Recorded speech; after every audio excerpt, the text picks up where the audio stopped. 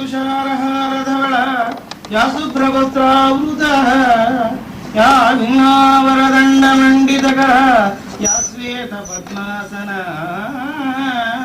या ब्रह्माच्युतशङ्कर प्रभृतविद्ये वै सदा पूजिता सां पातु सरस्वती भगवती विशेषचाक्ष्यामः नीङ्कारासनगर्भिता नलसितां सौक्लीं कलां बिभ्रतीं सौवर्णां वरधारिणीं वरसुधा धौतां त्रिनेत्रोज्ज्वलां वन्दे पुस्तकपाशमङ्कुशधरां स्रग्भूषितां उज्ज्वलां त्वां गौरीं त्रिपुरां परात्परकलां श्रीचक्रसञ्चारिणीं श्रीविद्यां शिववामभागनिलयां श्रीङ्कारमन्त्रोज्ज्वलां श्रीचक्राङ्कितबिन्दुमध्यवसतीं श्रीमत्सभानायकीं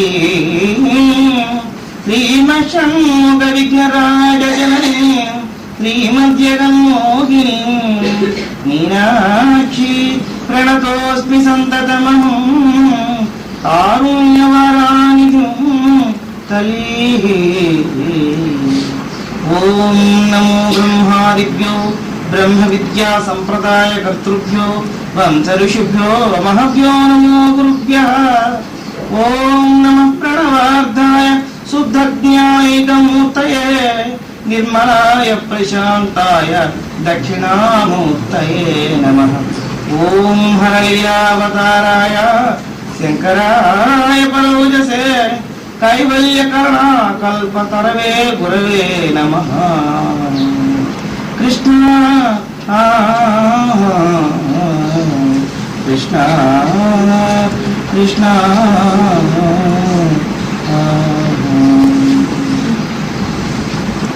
పరాత్పర సంపూర్ణ కరుణతో యోగ వాసిష్ఠంలో విశిష్ట తత్వార్థాన్ని చాటు చేసుకుంటున్నాం.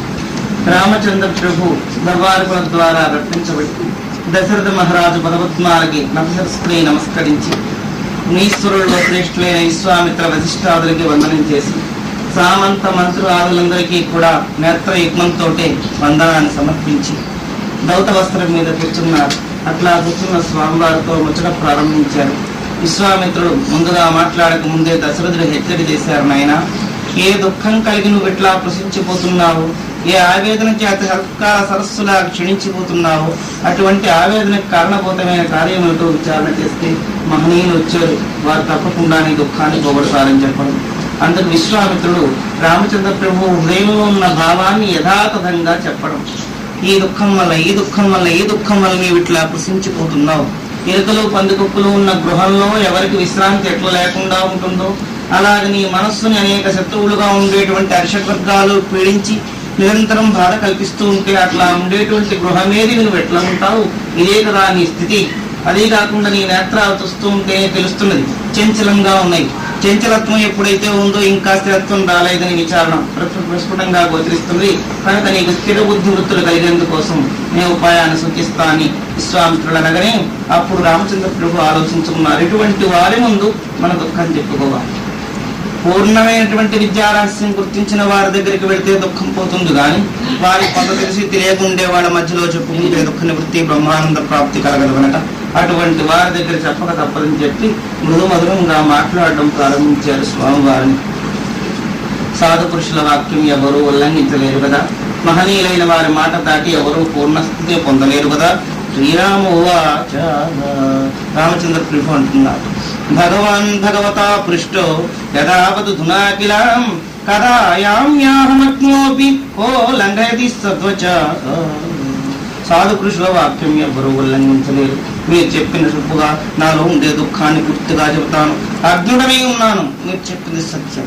నాకు అజ్ఞానం ఇంకా పోలేదు, పోయినట్లు భ్రాంతి ఉంది. ఆ భ్రాంతి నుంచి నన్ను ఉద్ధరించండి. అహం తావదం జాతో నిజేస్మిన్ పితృసత్మని క్రమేణ వృద్ధిం సంప్రాప్తం ప్రాప్య విద్యస్య సంస్థిత. నేను ఈ పితృగృహంలో పుట్టాను, ఇక్కడే పెరిగాను, ఏమిటో జీవితం అంతా ఖర్చు పెడుతున్నాను, కానీ దీంట్లో ఆనందం నాకేమీ కలగట్లేదు. విద్య ఆర్జించాను, వృద్ధి పొందాను, పెద్దవాడిని అయ్యాను, 15 సంవత్సరాలు కూడా వచ్చినాయి. కానీ ఆనందం నాకేమనిపించటం లేదు. తతః సదాచార పురో భూత్వాహం మునినాయక విపృతాస్తీర్థయాత్రార్థ మురళీ అంబుది మేకలా. చతుస్సాగర వేలాముద్రితమైన సామ్రాజ్యం కూడుకున్న నాకు 4 సముద్రాల మధ్యలో ఉండే భూమండలం అంతా కూడా పరమ పవిత్రమైన భావంతో తీర్థయాత్ర పూర్తి చేసుకొచ్చాను. అట్లా అన్ని చోట్లకి వెళ్ళి ఆ తీర్థయాత్ర చేసి తిరిగి వచ్చిన తర్వాత నాకు కలిగిన భావాలు ఇటువంటివి అని హెచ్చరిక చేస్తున్నారు. ఏ తవతారకాలేన సంసారార్థమివామహం సముద్భూతో మనసి మీ విచార సోయమీదృశ వివేకేన పరీతాత్మ తేనాహం తదను స్వయం భోగనీరసయా బుద్ధ్యా ప్రవిచారత వివాదవాన్. ఇప్పుడు నాకు సంసారం మీద పూర్తిగా ఆసక్తి నశించిపోయింది. తీర్థయాత్రలు చేసేటప్పుడు కొంత ఆనందం ఉండేది, కానీ తీర్థయాత్ర అనంతరం ఇంటికి వచ్చిన తర్వాత ఆలోచించుకుంటే మరి వివేకం చేతనో అలసత్వం చేతనో ఆసక్తి లేకపోవడం చేతనో సంసారం మీద పూర్ణమైన విముఖత నాకు లభించింది. భోగేచ్ఛ అంటే నాకు ఇష్టం లేదు. దాన్ని పరిత్యాగం చేద్దామనే మనస్సు పదే పదే పలవరిస్తున్నది, కానీ దాంట్లోకి వెళ్ళిపోయి మునిగితే ఉండాలని మాత్రం దానికి కోరిక లేదు. కిం నామేదం బత సుఖం మేం సంసార సంతతి. బత సుఖం కిం, ఈ సంసారములో ఏమి సుఖం ఉన్నది అని మనస్సు పదే పదే హెచ్చరిక చేస్తున్నది. ఎన్నిసార్లు సుఖం ఉంది సుఖం ఉందని దాంట్లో మప్పుదా అనుకున్నా సుఖం లేదు, సుఖం లేదు, సుఖం లేదు. లవలేశాభాస, ఆభాస సుఖాన్ని పొందుతున్నారు, కానీ పూర్ణ సుఖం ఎవరు పొందగలుగుతున్నారు? ఒకవేళ పొందుతున్నామని చెప్పిన వారు పొందిన సుఖం విషయేంద్రియ సుఖమే, కానీ అంతకన్నా గొప్ప సుఖం ఒకటి పొందుతున్నారా? మహోత్కృష్టమైన సుఖానికి దూరం అయిపోయి మాయ సుఖాన్ని పొందే ఓ మనస్సా అని హెచ్చరిక చేసుకుంటున్నాను. ఎందుకో సంసార నీతి లేదు. జాయితే మృతయే లోకో మృతే జనాయ చాహ. పుట్టడం ఎందుకండి? చనిపోవడానికి. చావడం ఎందుకు? తిరిగి పుట్టడానికి. ఇదే పని జరుగుతున్నది చెప్పడంగా. జాయితే మృతయే లోకో జాతశ్చ గురువో మృత్యువు. పుడుతున్నాడు చావడానికి, చస్తున్నాడు మరలా పుట్టడానికి. ఇట్లా తిరిగి తిరిగి జరిగే సంసార చక్ర భ్రమణంలో నా మనస్సు రంజింపబట్టం లేదు, వెళ్ళాలనుకోవటం లేదు. ఏం చేయనున్నారు స్వామి? అస్థిరాః సర్వయేవేమి సచరాచర చేష్టితాః ఆపదాం పతయ పాప భావాభిభూయః. స్థావర జంగమాల్లో జీవులు ప్రయత్నం చేయని వారు లేరు. ఎన్ని ప్రయత్నాలు చేస్తున్నా భాగ విషయాలన్నీ అడీకాలు కానిది.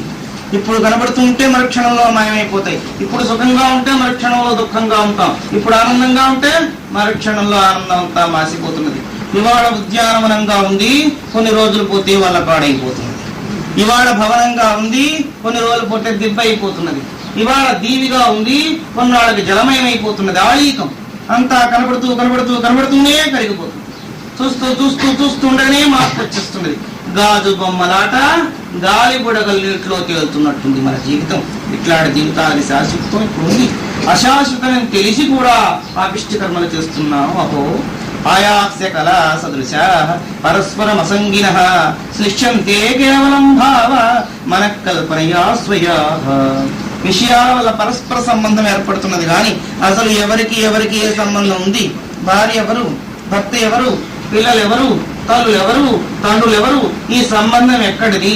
జనపుండెవ్వడు, జాతుడెవ్వడు, జనిస్థానంబులే చోట సంజానం వెయ్యది నేను వేపలది సంసారంబులే రూపముల్ వినుమా అంతయు విష్ణువాయదలపం వేరేవియుంగా. మహామాయా ప్రేరేపితమైనంతా విచారపడుతున్నావు, కానీ నిజంగా ఆలోచిస్తే విషయ సుఖాలతోటి కలిక వల్ల ఒకరికి సంబంధం కానీ లేకపోతే సంబంధం ఉందా? భార్యకి భర్తకి ఏం సంబంధం అండి? విషయ సుఖ అపేక్ష. తండ్రికి బిడ్డకి ఏం సంబంధం అండి? విషయ సుఖ అపేక్ష. వాడు పోషిస్తాడు, మనం ముసవాడు అయిపోతాం, కాలికి చెయ్యికి అవుతారు. కోరిక. కామం అంటే ఒక పశుకామమే కాదు, ఏ కోరికైనా కామమే. ఆ పిల్లవాడిని పెంచుకుంటే వాడు పెద్దవాడైతే, మనం వృద్ధులమైతే వాడు మనకు సేవ చేస్తే అని ఆలోచన. చేస్తాడో చేయడో తర్వాత సంగతి. మనవాడు మన పెంచుకోవడం కూడా అందుకే. మరి వీళ్ళతో వాళ్ళతో కాకుండా బంధువులతో ఎందుకండి? ఏమో ఎప్పుడు అవసరపడుతుందో వాళ్ళతో మనకి కార్యక్రమం, అప్పుడు వాళ్ళ అవసరం వస్తుందో కనుక ఇప్పటి నుంచి వారిని పోషించక తప్పదు. మరి ఇంకా స్నేహితులు ఇంకా ఇతరత్రా ఉండేవాళ్ళు ఎందుకండి?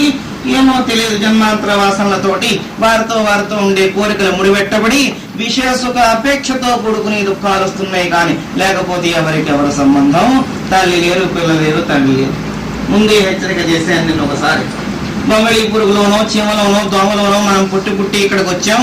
ఆ తల్లిదండ్రులు ఇప్పుడు తలుచుకుంటున్నావా? చిలుక తండ్రి గారు లేరు, గొంగళి పురుగు తల్లి గారు లేరు, ఆవు లేదు, పెయ్యి లేదు, దూడాలు కానీ జన్మలు అయిపోయింది. మమకారం పిల్లల మీద పెట్టుకుని పెరుగుతున్నాం, పెంచుతున్నాం. ఏమి నీ గర్భగోళ నుంచి వచ్చిన ఆ పిల్లల కోసం అంత మమకార పడుతున్నావు.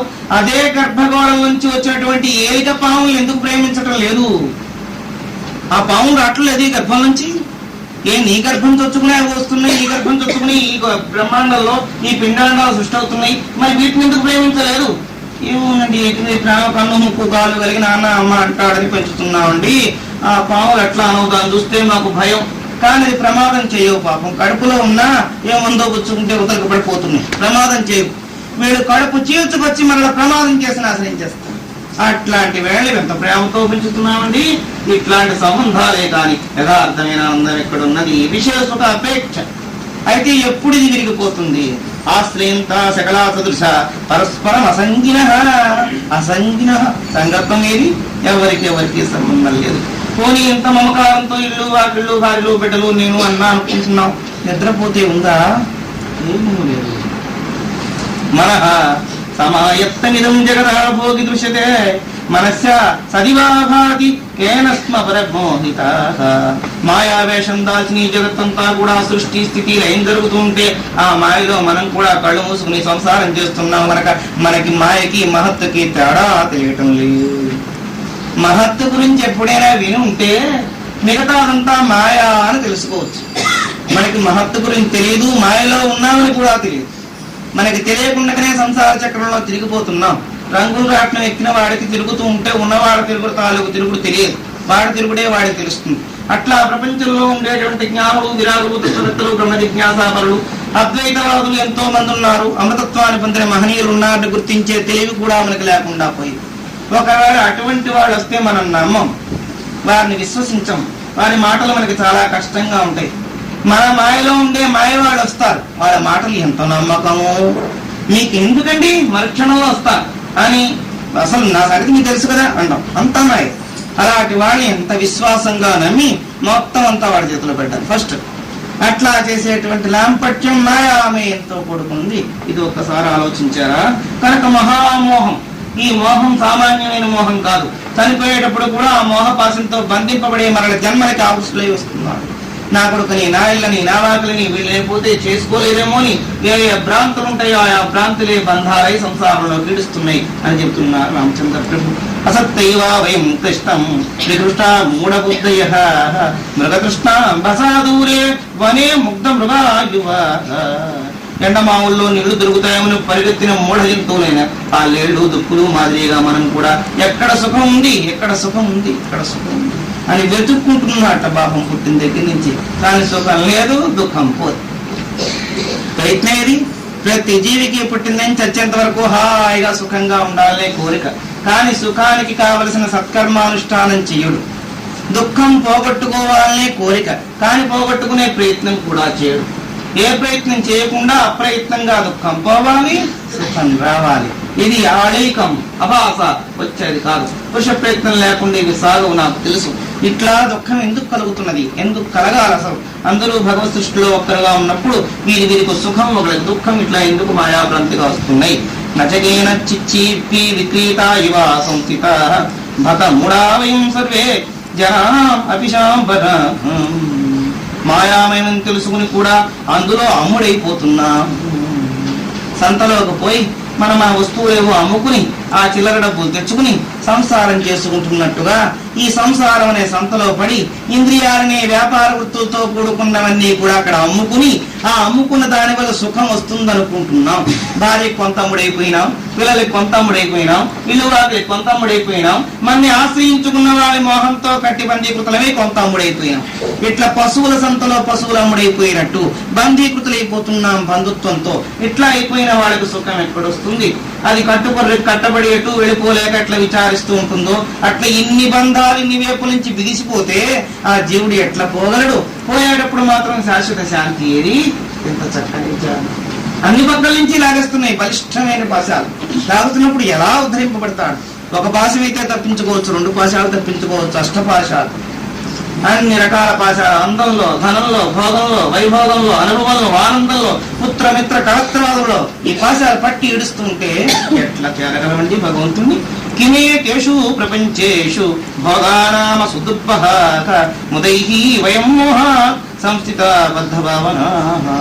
ఈ ప్రపంచం అంతా కూడా విషయ సుఖాలతోటే మునిగిపోయింది. ఇవన్నీ కూడా పనికొచ్చేది ఒక్కటి లేదు. అయ్యో అయితే ఈ మాత్రం తెలియకనేనా ప్రపంచం అంతా ఇట్లా ఆనందంలో ఉంది. ఇప్పటి వరకు తెలియనంత వరకు, తెలుసుకున్నంత వరకు కూడా ఈ ఆనందంలో మునిగేవాడు అజ్ఞానుడే కాని జ్ఞానులు కారు నిర్దిష్టం చేస్తున్నారు ఈనాడు రామచంద్ర ప్రభు. తన దుఃఖానికి కారణంగా హేతుభూతంగా ఉండే కార్యం గురించి విచారణ చేస్తున్నారు. దౌర్భాగ్యం మనకి ఇట్లా స్థితిని తెప్పించి, ఏమిటా దౌర్భాగ్యం? విషయమోహం. దాని నుంచి విమోచన పొందే మార్గం ఉందా అని ఆలోచిస్తున్నాను స్వామి.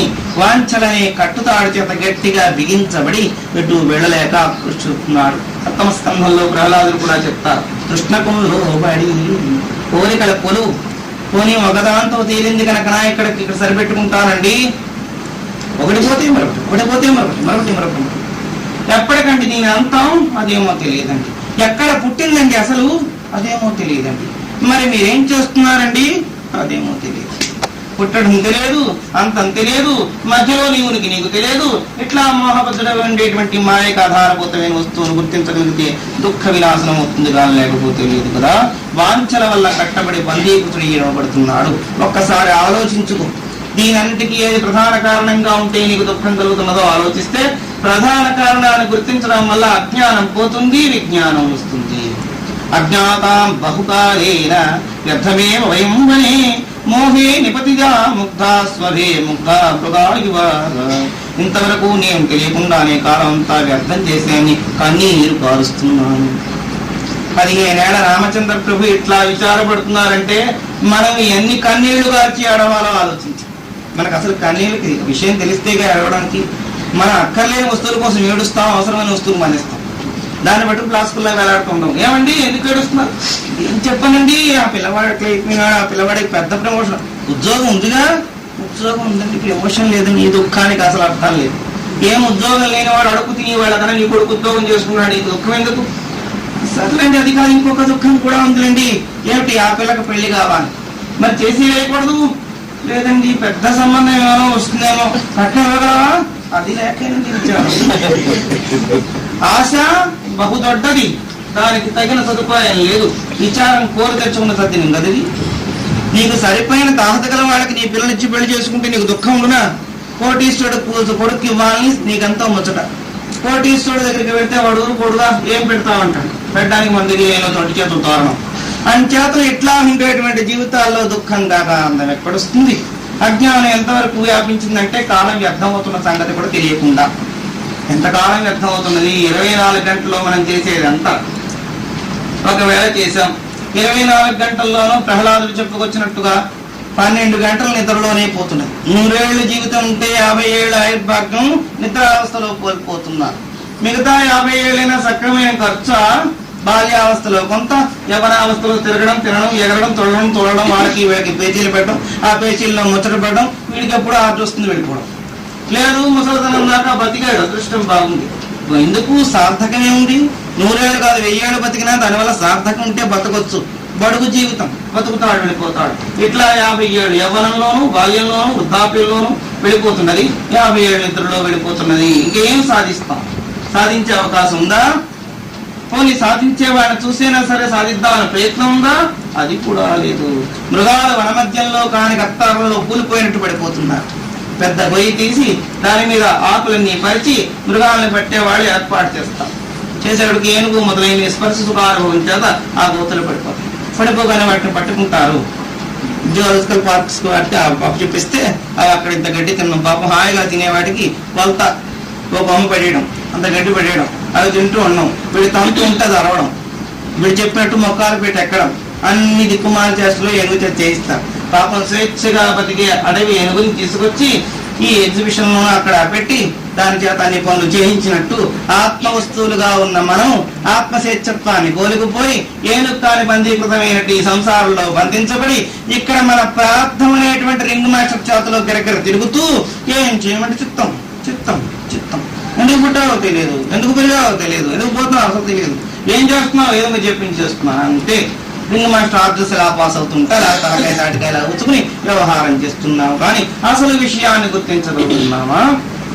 షహే ముగ్ధా మృగా ఇవ. ఇంకా ఇది సరికాదు కదా, ఆనందంతో ఎగరడం. దీంట్లో ఆనందం లేని వస్తువుని పట్టుకుని ఆనందంతో ఎగరడం ఎంత హాయిగా ఉంది.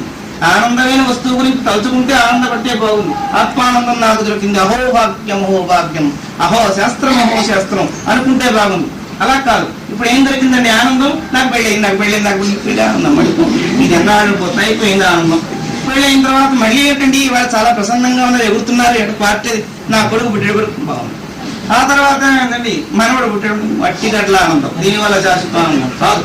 క్షణికానందాన్ని పట్టుకుని బొప్పాయి పట్టాన్ని పట్టుకుని వేలాడితే ఎంత బాగుంటుందో, అది చింతకొమ్మ అయితే పర్వాలేదు, పుట్టుకుని వెళ్ళిపోతుంది. అట్లా అశాశ్వతమైన ఆనందాలను పట్టుకుని శాశ్వత ఆనందాన్ని గంతులు పెడుతున్నారు. ఎంత జ్ఞానం! ముగ్ధ స్రవే ముగ్ధ మృగా ఇవ.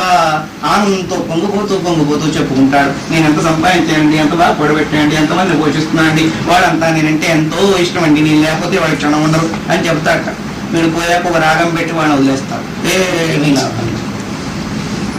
కిమే రాజ్యం కిం భోగై ఓహం కిమదమాగతం మూధ్యేవాస్తు తన్విద్య కశ్యనామ కిమాగతం. కిమే నేనెవడను, రాజ్యం కిమే ఈ రాజ్యం ఎక్కడి నుంచి వచ్చింది, భోగై కోహం కిమిదమాకిలం ఈ భోగాలు ఎక్కడివి, ఈ సృష్టి ఏమిటి, ఈ భోగాలను ఎందుకు ఇలా మిథ్యా జగత్తులో బందీకృతులు నవ్వాలి అని నా మనస్సు పదే పదే ప్రశ్న వేస్తున్నది స్వామి. అది ఎందుకో నాకు తెలియదు. నేను ఏకాంతంగా కూర్చునేటప్పటికీ నా మనస్సు నన్ను వేసే ప్రశ్నలు ఇవి. నేను ఎవడను, ఎక్కడి నుంచి వచ్చాను, కన్ను మూసిన తర్వాత ఎక్కడికి పోతాను, మధ్యలో ఈ నాటక రంగంలో నా పాత్ర ఎటువంటిది, నాకు ఈ రాజ్యం ఎందుకు, ఈ భోగం ఎందుకు, ఈ మిథ్యా జగత్తులో నా స్వరూప స్వభావాలు ఏమిటి, ఈ ప్రశ్న వస్తుంది. ఏవం వింశతో బ్రహ్మాన్ సర్వేశ్వ తతో మమ భావేశ్వరతి యాత పదికస్య మరుష్వినా. ఇట్లు భావించడం చేత పాంధుడికి మరుభూమి మీద ఆశ కలిగినట్లు అవుతుంది. బాటసారిపోతున్నాడు. అట్లా పోతున్న వాడికి ఒక మరుభూమి కనబడింది. అక్కడ నీళ్లున్నాయనుకుంటాడా? ఎండిపోయిన స్థలంలో నీళ్లున్నాయని భ్రాంతి పడతాడా? అట్లా భ్రాంతి రైతునైపోయినట్టు నాకు కూడా ఈ సంసారం అంతా చూస్తూ ఉంటే ఎండిపోయిన మట్టి పెడలతో ఉన్న చెరువులా కనబడుతుంది. దీంట్లో ఏమీ సారభూతమైన వస్తువు కనబడట్లేదు. తల్లు కనబడుతున్నారు, తండ్రులు కనబడుతున్నారు, అన్నదమ్ములు కనబడుతున్నారు, అక్కచెళ్ళు కనబడుతున్నారు. నా కంటికి వీళ్ళందరూ బొమ్మలు తిరుగుతున్నట్టుంది కానీ బంధుబలకంగా కనబడటం లేదు. ఎంత ఆళీకంగానే భాషిస్తుంది. తదేవ కర్తమాన్ బ్రూహి కిమదం పరిణశ్యతి కిమదం జాయతే భూయ కిమదం పరివర్తతే. ఈ దృశ్యమాన ప్రపంచమంతా కూడా నశించిపోవడం, మళ్ళా స్థితికి రావడం, దీనికి కారణం ఏమిటో కూడా నాకు అర్థం అవటం లేదు. జరామరణాపచ్చ జననం సంసదాస్తద ఆవిర్భావతిరోభావై వర్ధంతే పునః పునః. దుఃఖదాయకమైన జరామరణాలు, మృత్యువు, సంపదలు మరలా వస్తున్నాయి, పునః తిరిగి వస్తున్నాయి. దీన్ని గుర్తించిన వారు ఉన్నారా? నేను గొప్పగా సంపాదించానండి, అది నీ తెలివేనా? నా తెలివి కాకపోతే ఏంటండి? అసలు ఉన్నవాడు ఆడిస్తూ ఉంటే ఈ బొమ్మని, ఆ బొమ్మలో ఉండే గొప్ప వస్తువును గుర్తించకుండా బొమ్మ నేను అనుకుని ప్రజ్ఞతో చెప్పడం, నేను పోయింది అంత గోవింద కొట్టింది. ఇప్పుడు అడుక్కుందుకు వచ్చాడు, ఏమండి అంత సంపాదించారు ఎట్లా పోయింది? అదేమో తెలియదండి, ఆ భగవంతుడు మోసం చేసాడు. సంపాదించినప్పుడు వీడి ప్రజ్ఞ, పోగొట్టినప్పుడు వాడు. ఇట్లాంటి నీచపు మాటలతో సంచితం పోగొట్టుకున్నాడు మానవుడు గాని యథార్థమైన అనుభవం పొందడే. ఇచ్చింది ఆ భగవంతుడే, పుచ్చుకున్నది ఆ భగవంతుడే అనుకుంటే బ్రహ్మార్పణం, అది బాగుంటుంది. లేదు చేసింది నేనే, పోగొట్టుకుంది నేనే అనుకున్నా బాగుంది. అది కాదు ఇది కాదు, విద్యా జగత్తులో వాదం. నేను సంపాదించానండి, భగవంతుడు ఎత్తుకుపోయాడండి. వీడి సొంత తెలివితేటలతో వచ్చిందంతా. నిజమైన తెలివితేటలుంటే పోకుండా అడ్డు పెట్టకపోయినావు. ఎంత మేధావంతుడికి నీ మేధంతా ఏమైంది తెలియకుండా అదేమిటో గారడీ అయిపోయింది అంతే. మన కథంతా ఈ గారడీ కథే అని ఎక్కడి నుంచి వస్తున్నామో, ఎక్కడికి పోతున్నామో, జీవితంలో ఈ నాటక పాత్ర ఏమిటో కూడా ఎవరికి అర్థం కాదు. ఏ పాత్ర ఇస్తే ఆ పాత్ర మాత్రం తప్పనిసరిగా పోషించక తప్పదు. అయితే మనం నాటకులమని మనం గుర్తించటం లేదు. మనకన్నా వేరుగా ఉండే సినిమా యాక్టర్లు చూసి వాళ్ళే యాక్టర్లు అండి, ఎన్ని యాక్షన్ అండి అంటున్నాము. కానీ మనం పొద్దున్న లేచి సాయంత్రం వరకు ఎన్ని యాక్షన్లు చేస్తున్నామో, ఎంతమందితో మాట్లాడుతున్నామో, ఒక్కొక్కరితో మాట్లాడుతున్నప్పుడు కళ్ళు ఎలబెట్టేట్లా మాట్లాడుతున్నామో, అవన్నీ ఒకసారి మనం ఆలోచించుకుంటే, లేదు మన యాక్షన్ పెట్టడానికి కూడా అర్థం అక్కడ చూపిస్తూ ఉంటే మనం ఎన్ని వంకలు తిరుగుతున్నామో మనకు తెలుస్తుంది. స్టేజ్ మీద ఎన్ని గ్రబాట్లు పడుతున్నానో ఎదురుకుండా ఉండే మీకు తెలుస్తుంది. మీరు అక్కడ ఎన్ని కునుకుబాట్లు పడుతున్నారు నాకు తెలుస్తుంది. అట్లా ఎవరెవరికి ఎదురెదురు ఉంటే వాళ్ళకి తెలుస్తుంది, కానీ వాళ్ళకి వాళ్ళ స్వరూపం తెలియదు కదా. బాగా హెచ్చరిక చేస్తున్నారు రామచంద్రుడు. నిద్రపోలేదండి ఊరికాడు. ఏవం వింసతో బ్రహ్మాన్ జరామణమాపత్యం భోగై భోగైస్తరే తుచ్చ మయామకిల జజతాం నీతావారైవిరివ భివిద్రుమాః. భోగలంపట్ల మేము మాటి మాటికి జన్మ ఎత్తాల్సే వస్తుంది. ఎందుకు ఎత్తామని? ఏ కోరికైతే ఉందో కోరిక దుఃఖానికి మూల కారణం అంటున్నారు. మొట్టమొదటిగా మనం హెచ్చరిక చేసుకుంటూ ఈ జన్మల కారణభూతమైన వస్తువు చెప్పుకున్నాం. ఎత్ర దేహ తత్ర దుఃఖ. ఎక్కడ దేహం ఉందో అక్కడ దుఃఖం ఉండాలి. ఈ దేహంలో గ్యారంటీ కాదు. చీమగా పుడితే ఆ దేహంలో దుఃఖం, పావుగా పుడితే ఆ దేహంలో దుఃఖం, ఇంకోగా జంతువుగా పుడితే ఏమో ఎవరు చంపేస్తారో మీకేం తెలుసు. సాగు భయం అందరికీ ఉంది. పశు పక్షి క్రిమి కీటక సరీసృపాది హీనయోనంలో జంతువులకు ఉంది. మహామేధావులు అనుకున్న మనకి ఉంది. కాబట్టి ఇంత తెలివితేటలు ఉన్నాయి, మృత్యువు నన్ను ఏం చేయడానికి వీలు లేదు. నేను చాలా సైంటిఫికల్ గా డెవలప్మెంట్ అయిపోయి ఉన్నాను కనుక నా చుట్టూ పెద్ద గోడం కట్టేస్తున్నా. ఎవరు రారనడానికి వీలుందా? గాజు కుప్పలను నేను కూర్చోబెట్టినా పోయే సమయం వస్తే డాంగని పేరు ఆపేవాళ్ళు ఎవరు లేరు. కనుక ఒక్కసారి ఆలోచించు.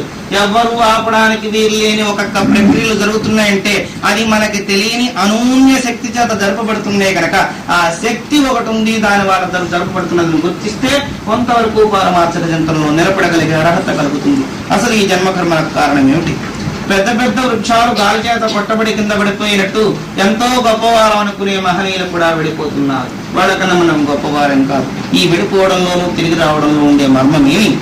అచేతనా ఇవ జనాః పవనై ప్రణామభిః తన్మంతా సంస్థితావ్యర్థం యదా కీచక వేణువతో అంటున్నా. ఈ జీవితాలు ఎట్లా ఉన్నాయంటే వెదురు బొంగులో గాలిపోయి ఊల ఊదినట్టు ఉందిట.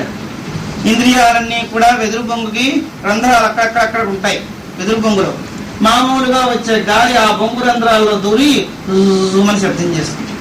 అలాగనే ఈ వెదురు బొంగు కూడా నవరంధ్రాలు ఉన్నాయి. ఆ రంధ్రాల్లో ఇదంతా మొట్టమొదటి సీతారామాజంలో మనం హెచ్చరిక చేసుకున్నాం. ఇదో పెద్ద గాలిగోపురం. గాలిగోపురంలో 7 అంతస్తులు ఉంటాయి, దీనికి 9 అంతస్తులు. ఎన్ని అంతస్తులు ఉంటే ఇందుకు పనికి ఆయన ఆలోచన లేకపోయిన తర్వాత అంతస్తుల విలువలేదు. ఇందులో ప్రాణోపాన వ్యానోదాన సమాన వాయువులు, కూర్మ కృపుర దేవదత్త నాగా ధనంజయ వాయువులు, దశవిధ వాయువుల ప్రేరేపితం చేతి ఈ ఘటం నడుస్తున్నది. కానీ ఆ వాయువుల్లో ఒక్క వాయువు స్తంభిస్తే చాలు మన పని ఏమీ లేదు. ఇంత ప్రజ్ఞావంతుడు, ఇంత తెలివైన వాడు ఏం చేస్తామండి? ఇలా అయిపోయింది. ఏమండి ఏమి ఇలా అయిపోయినారు? ఏం చెప్పమన్నారండి? పొట్టంతా పొంగు పోయింది, అయిపోయింది. అపాన వాయువు స్తంభించింది. అపాన వాయువు స్తంభిస్తే శరీరేంద్రియాలు కంపిపోతాయి. ఏమట్లా అయిపోవాలి? దాని ప్రజ్ఞది. అది పని చేస్తుంటే మన ప్రజ్ఞను ఎగురుతాం, అది పని చేయకపోతే డాక్టర్ ఎదురుకోవడం. ఏమండి ఏమిటి మరి మీ ప్రజ్ఞ ఇప్పుడు ఏం లేదు, అయిపోయింది. మీరు ఇప్పుడు ఏమైనా ఇంజక్షన్ మాత్రం మందో లేదో వేసి టెస్టుల్లో ఏదో వేసి తీస్తే కానీ లేకపోతే మా ప్రాణం పోయేటట్టుగా ఉంది. ఇప్పుడు మన ప్రజ్ఞ లేదు కదా. కోటీశ్వరుడు అయితే తప్పించుకోగలడా?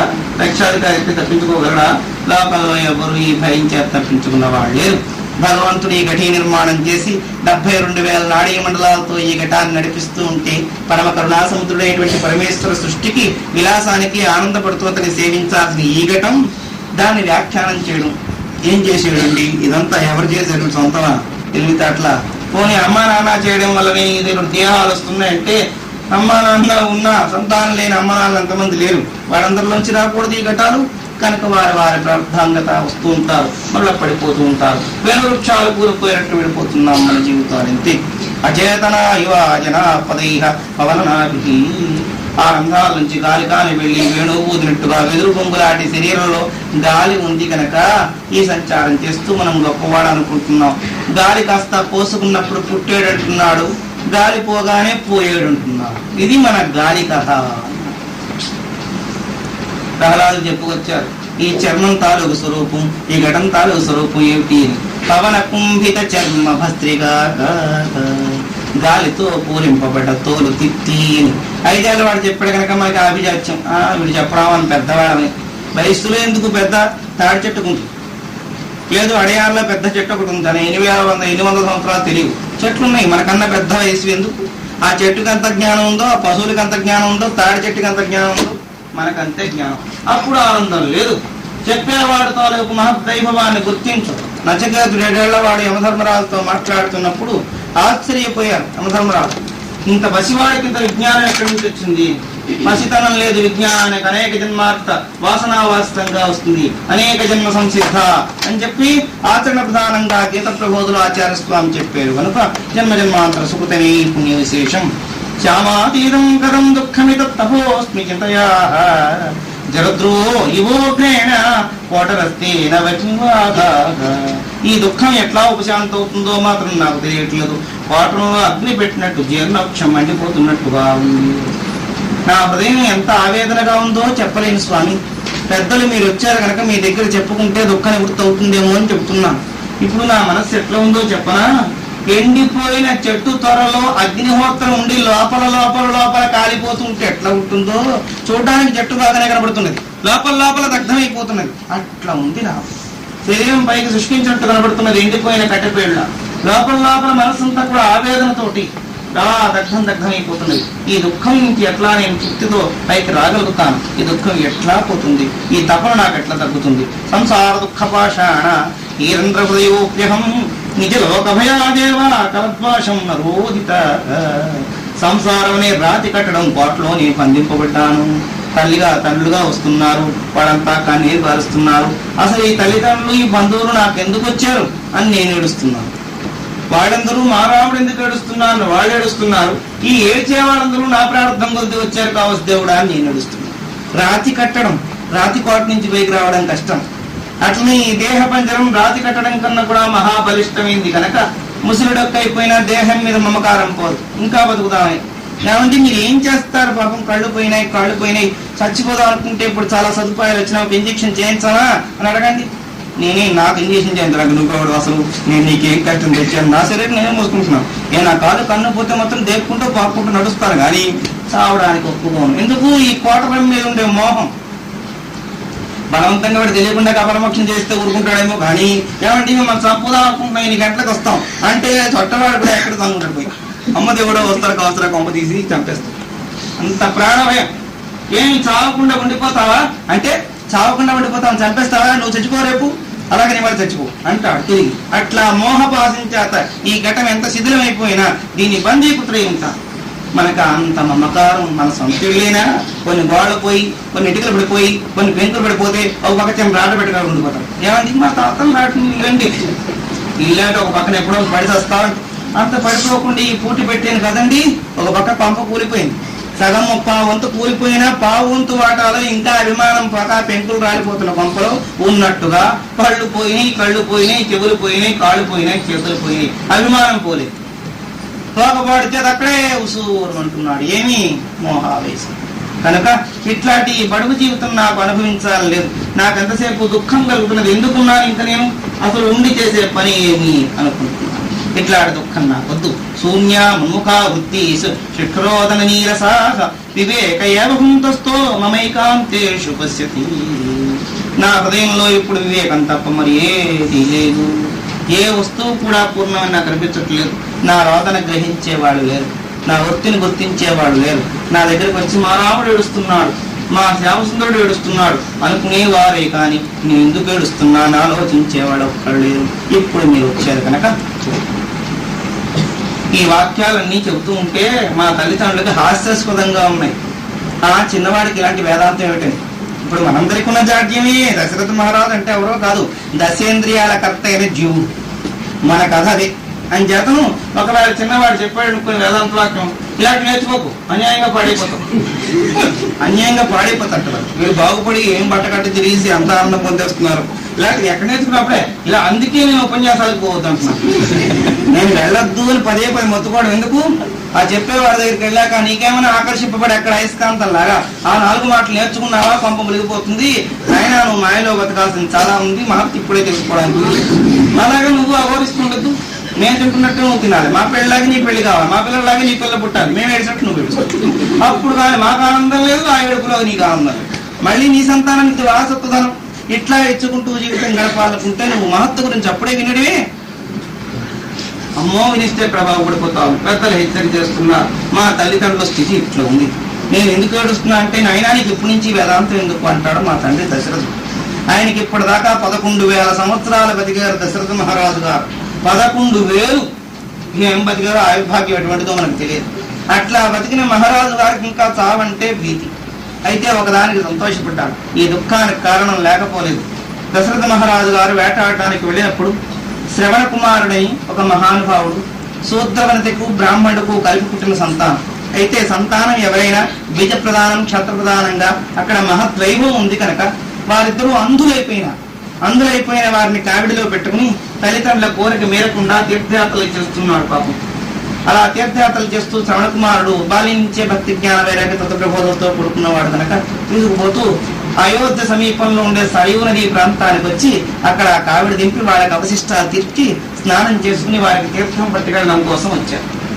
ఆ దగ్గరలోనే మన ప్రార్థన ప్రబలంగా ఉంటే మన విద్యలన్నీ అప్పుడే ప్రదర్శించాలి.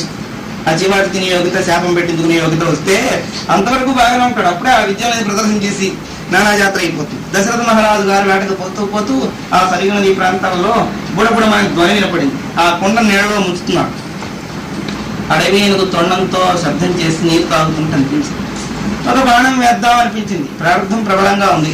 వెంటనే శబ్దం ఎట్లా వస్తుందో శబ్దమేది తనకు తెలుసు. శబ్దాన్ని బట్టి బాణాన్ని విడిచిపెట్టి వేశాడు. తిన్నగా వెళ్ళి శ్రవణ కుమారుడు హృదయంలో కూర్చున్నట్టుకి పాపం తల్లిని తల్లిని హా అని అచ్చు.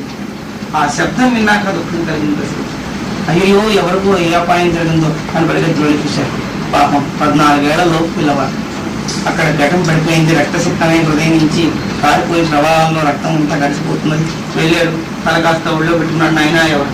నన్ను శ్రవణ కుమారుడు అంటారు. మాతృపితృ సేవాపరాయణై తీర్థయాత్రల కోసం పోతున్నాం. మా తల్లిదండ్రులు అంధులు మహారాజా. నువ్వు రాజపోషణ చేయడానికి ధర్మాన్ని పాలించడానికి ఉన్నావు, కానీ మేము శత్రువులం కాదుగా నీకు.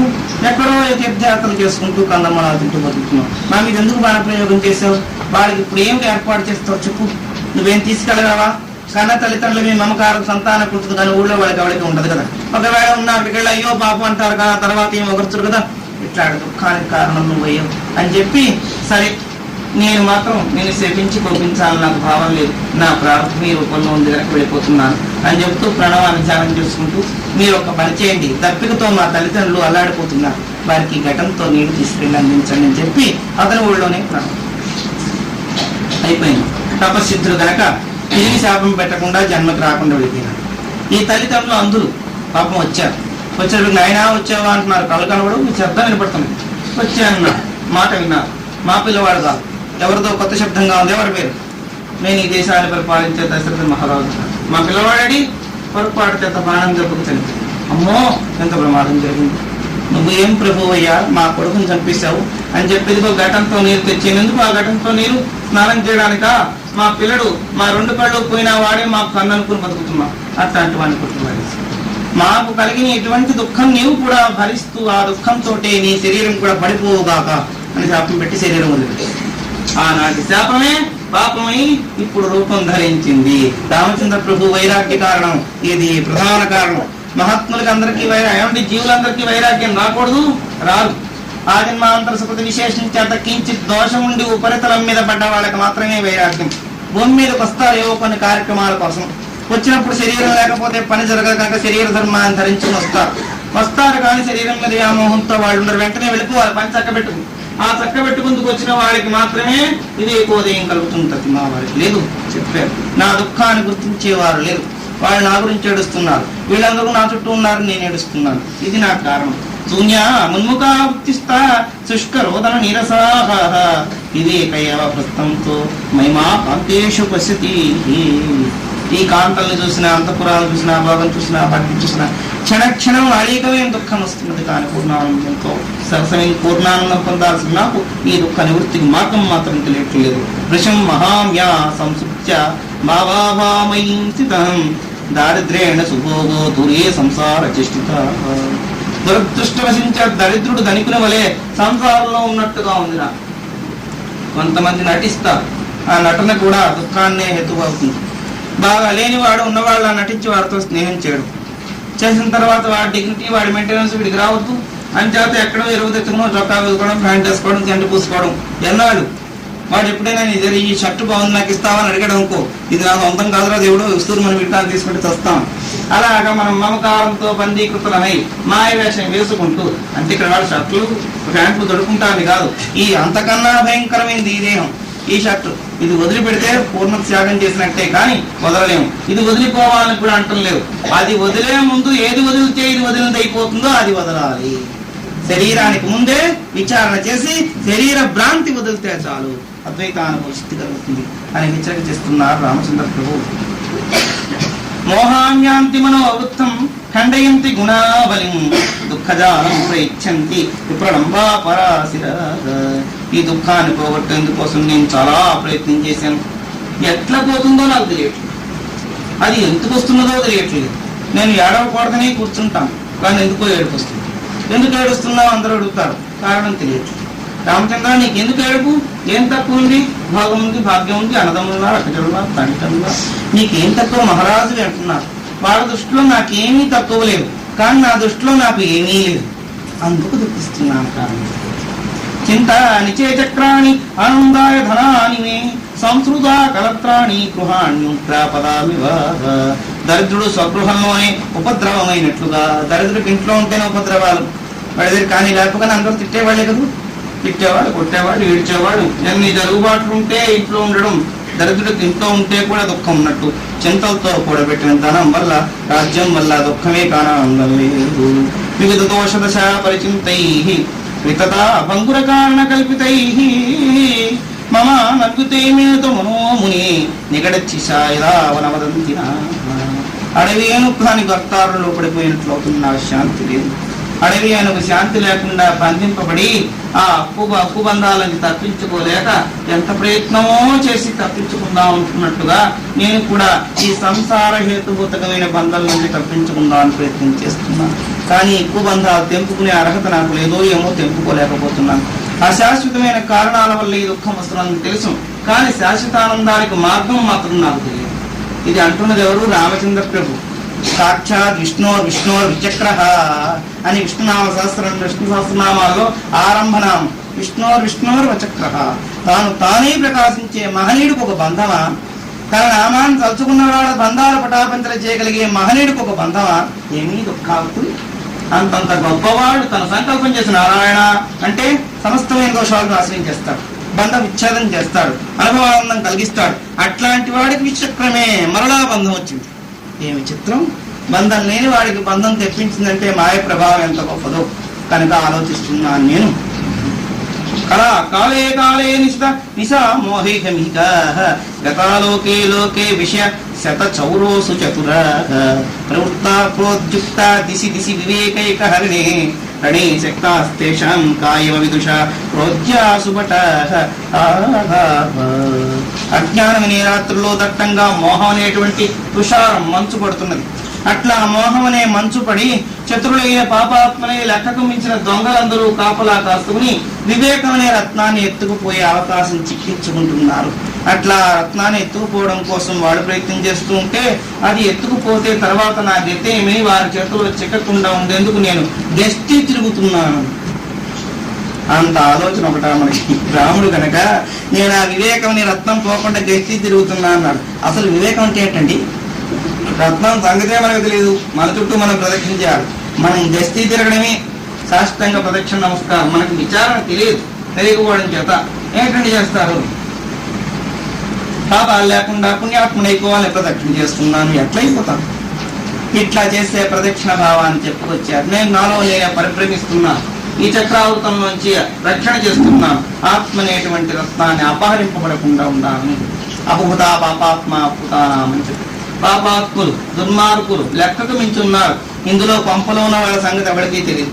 పైగా ఉండే వాళ్ళ సంగతి చెప్పుకుంటారు. అమ్మో దొంగలు జాస్తిగా ఉన్నారండి, చాలా జాగ్రత్తగా వేసుకుంటున్నారా?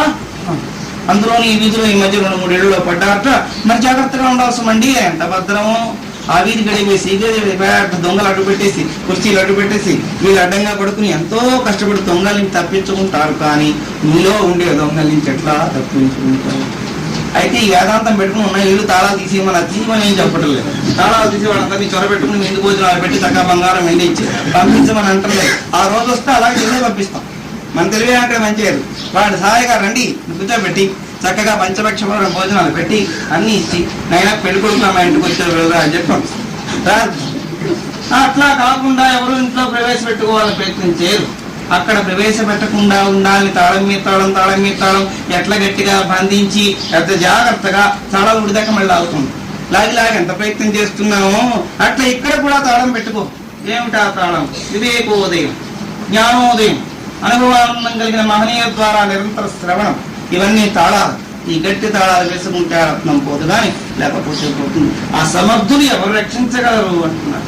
ఎంత బలిష్ఠుడైన వాడు మంచి గోర్ఖా ఉన్న వెనక నుంచి ఒక దెబ్బ కొట్టేటువంటి పని.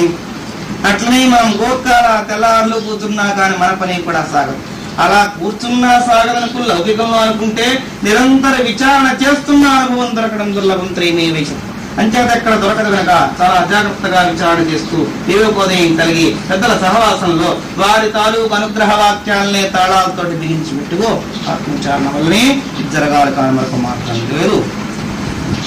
మళ్ళా చెబుతున్నాడు శ్రీరాము తన హృదయంలో ఉండే పొంగంతా కూడా ఒక్కసారి విశ్వామిత్రుడు ముందు పలకపోస్తున్నాడు. ఇది నా దుఃఖం, ఇది నా దుఃఖం. ఎంత ఆలోచిస్తున్నాడు చూడండి. నాకింతకాలం వృధా అయిపోయిందని ఏడుస్తున్నాను. 15 ఏళ్ళకే నాకు దుఃఖం వస్తున్నది. అయ్యో కాలం అంతా పోయింది. మనకు 60-70 వచ్చినా కానీ ఆ విచారం పెట్టుకుంటే పక్కవాడు విచారపడకు. దేనికి? దీని జ్ఞానం గురించా? అయ్యో డబ్బు గురించి ఉద్యోగం చేయడం అనుకున్నాం, దీని గురించి ఏడుస్తున్నావా? ఇలాంటి వాళ్ళని ఎక్కడ చూడలేదు. ఇది అదంతా విచారపడాల్సింది కాదు, అన్యాయంగా విచారపడుతుంది. డబ్బు లేదు నడిచి ఒక అర్థం, బాగా లేదు నడిస్తే అర్థం, ఇంకోటి లేదు నడిస్తే అర్థం. దీనికి జ్ఞానం కోసం నడుస్తావు. అయ్యో శిశుపాలుడికి అంతా వరుస కింద గొండుగురికి పంపించాడు కృష్ణచంద్రుడు భాగవతంలో.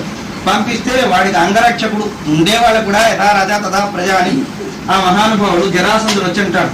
పోతే పోయింది, పోయిన భార్యను దెయ్యం ఎత్తుకెళ్ళింది అనుకో, నీవు బతికి బాగుంటే బట్ట కడితే మళ్ళీ రాదు అంటే నా జుట్టు పోయిందన్నాడు.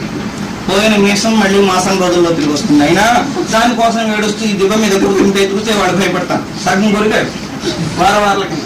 అట్లా చేసి పంపిస్తే వాడికి వీరి హెచ్చరిక చెప్పి వేదాంతం చెప్తాడు జరాసంధుడు. ఏ జీవి శాశ్వతానందం పొందింది చెప్పు.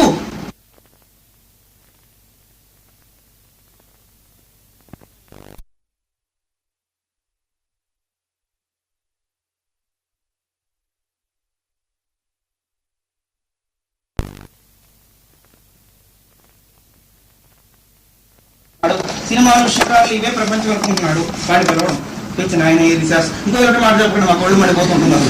మా కార్యక్రమం పోగొట్టి మీ ఇదా ఏదో పెద్ద పన్నట్టు దగ్గరగా పిలిచి ఏం చేస్తాం నీ వయసు వచ్చాక మాకు వస్తుంది. అజ్ఞానం వయస్సు వల్ల రాదు. నిన్న రాత్రి అనుకున్నాం మ్యాండలిన్ ఇన్స్ట్రుమెంట్ వాయించేటువంటి యు శ్రీనివాసని. నేను 7 ఏళ్ళప్పుడే చక్కగా వాయించుడు 14-15 ఏళ్ళు వచ్చి ఏ సంస్కారం అండి 7 ఏళ్ళకి. బాలమురళి 10వ సంవత్సరంలోనే కచేరీ చేసి పండితులు తల్ల ఊపించి ఔరా అనిపించుకున్నాడు. ఏ సంస్కారం అండి? 10 ఏళ్ల వాడికి వీణ పట్టుకోవడానికి వస్తుందా? ఒక ఇన్స్ట్రుమెంట్ కాదు, ప్రపంచంలో ఎన్ని ఉంటాయని వాయించగలన్నాడు. అట్లా చెప్పే ప్రజ్ఞ 10 ఏళ్ల వాడికి ఎలా వచ్చింది? ఎప్పుడో ప్రహ్లాద సంగతి నాకు తెలియదు. ప్రహ్లాదులు వద్దు, ఇప్పుడు ప్రత్యక్ష ప్రమాణం. అట్లనే కంచి కామకోటి 3వ పీఠాధిపతి కావాల్సినటువంటి స్వామికి 14వ సంవత్సరం. అధర్వణ వేదం అంతా కంటత. ఒక వేదంలో కొన్ని పనుసులు రావడమే కష్టం. అధర్వణ వేదం అంతా కంటతా చేసి నిరంతరం దాని విచారణ చేస్తున్న ప్రజ్ఞావంతుడు అంటే ఏ సంస్కారంతో వచ్చింది? సంస్కారం గొప్పది కానీ వయస్సు గొప్పది కాదు. వయస్సు తల్ల పండిపోయిన ఆలోచనలు మాత్రం పండకపోతే అనుభవం రాదు. హెచ్చరిక చేస్తున్నారు రామచంద్ర ప్రభు. కనుక నాకు విచారంగా ఉంది. ఎందుకు ఈ దేహం? దీనివల్ల ఏమిటి సార్థకం? ఈ వచ్చినందుకు ఏదైనా సార్థకం అయితే ఈ దేహంతో ఆనందపడవచ్చు. ఎందుకంటే ధర్మాల కోసం వచ్చిన పనిముట్టు కనుక. ఒక మంచి వస్తువుగా ఉండి ఈ మంచి వస్తువుతో ఆ పని చేసి ఆ పని వల్ల ఫలితం పొందామంటే ఆనందం ఉంది. అయితే మేము ఇప్పుడు ఆనందం కాక ఏడుస్తున్నావా అండి? ఏడవటం లేదు కానీ ఏడ్చిన స్థితి కన్నా ఎక్కువైన హీన స్థితిలో మనం ఉన్నాం అని చెబుతూ యస్మిన్ పితోదార సంసారే పరికల్పిత శ్రీమునే పరిమోహాయ సాపీనునాం పదార్థ. మూడులకు వీరందరూ ఈ లక్ష్మీ వైభవాన్ని చూసుకుంటూ పొంగిపోతూ ఇదే శాశ్వతం అనుకుంటారు కానీ ఇందులో సుఖం లేదు. ఎంతవరకు మానవుడు తాలూకు కాల ప్రభావం స్వరూపం చెప్పుకొచ్చాడు. వెళ్ళిపోతున్న కాలంలో ఏం సాధించావు? ప్రశ్న వేసుకోండి ఎవరికి వారే. ఇంతవరకు మనం ఏం సాధించామండి? ఆధ్యాత్మిక విషయంలో లౌకికంగా మనం అంతా పండితులమే. ఒకరి తలకాయ ఒకరికి, ఒకరి తలకాయ ఇంకోటికి మార్చమంటే మార్చగలం. మనం చూస్తుండగానే వారు గారడీ చేసేయగలం. ఇంత గారడీ అని ఇంకోటి వచ్చి గారడీ చేసేస్తాడు. ఇట్లా గారడీలు తెలుసు మనకి లౌకికంలో. పారలౌకికంలో మీరు ఎంత ముందడుగు వేసారండి? ఉల్లాస బహుళానంత కలోలోలమాపులాన్ జడా ప్రోపీస్పారాన్ ప్రావృష్టిం తరంగి. పైకి లేచి పడుతున్న మహిళ తరంగాలతో కూడుకున్న వానాకాలం ప్రవాహంలాగా నా మనస్సు ఆందోళనగా ఉంది. కానీ సుఖం లేదు. వానాకాలం వరద, ఓ మురికి నీరు, పెంట నీరు, చెత్త నీరు, అడ్డమాని చెత్తలు కొట్టుకొస్తూ పొంగిపో అంత పడిపోతుంటుంది. శరత్కాలంలో అంత నీరుండదు కానీ నిర్మలంగా ప్రశాంతిగా హాయిగా ఉంది. అలా కల్లోలంగా ఉండే వానాకాలపు సెలయేరు మాదిరి ఉంది నా హృదయం. ఇది ఎక్కడికి వెళుతున్నదో, ఎక్కడ పుట్టిందో, ఎక్కడి నుంచి వస్తున్నదో నాకు అర్థం కావటం లేదు. ఈ కల్లోలంగా ఉండే ప్రవాహంలోనే మూఢులైన వారు పరవశించిపోతుంటారు. ఈ కల్లోలమై కలుషితమై వానాకాలం బురద నీరు ఎట్లా పొంగుతుందో అలాగే యవ్వనం రాగానే సర్వేంద్రియ మాలిన్యంతో కూడుకునేటువంటి విషయ సుఖ అపేక్ష పొంగులు వారి బుద్ధిని నశింపజేసేస్తుంది. అట్లాంటి పొంగుల్లో మేము చాలా టీవీగా ఉన్నాం, చాలా దర్జాగా ఉన్నాం, నన్ను చూసి ఆ పొంగిపోతుంది, ఆమె చూసి నువ్వు పొంగిపోతే ఈ పొంగు అంతా తర్వాత పొంగిపోయి మొదలాడ అవగాహన అవ్వగారు. అయితే అప్పుడు అలా అనుకుంటారా?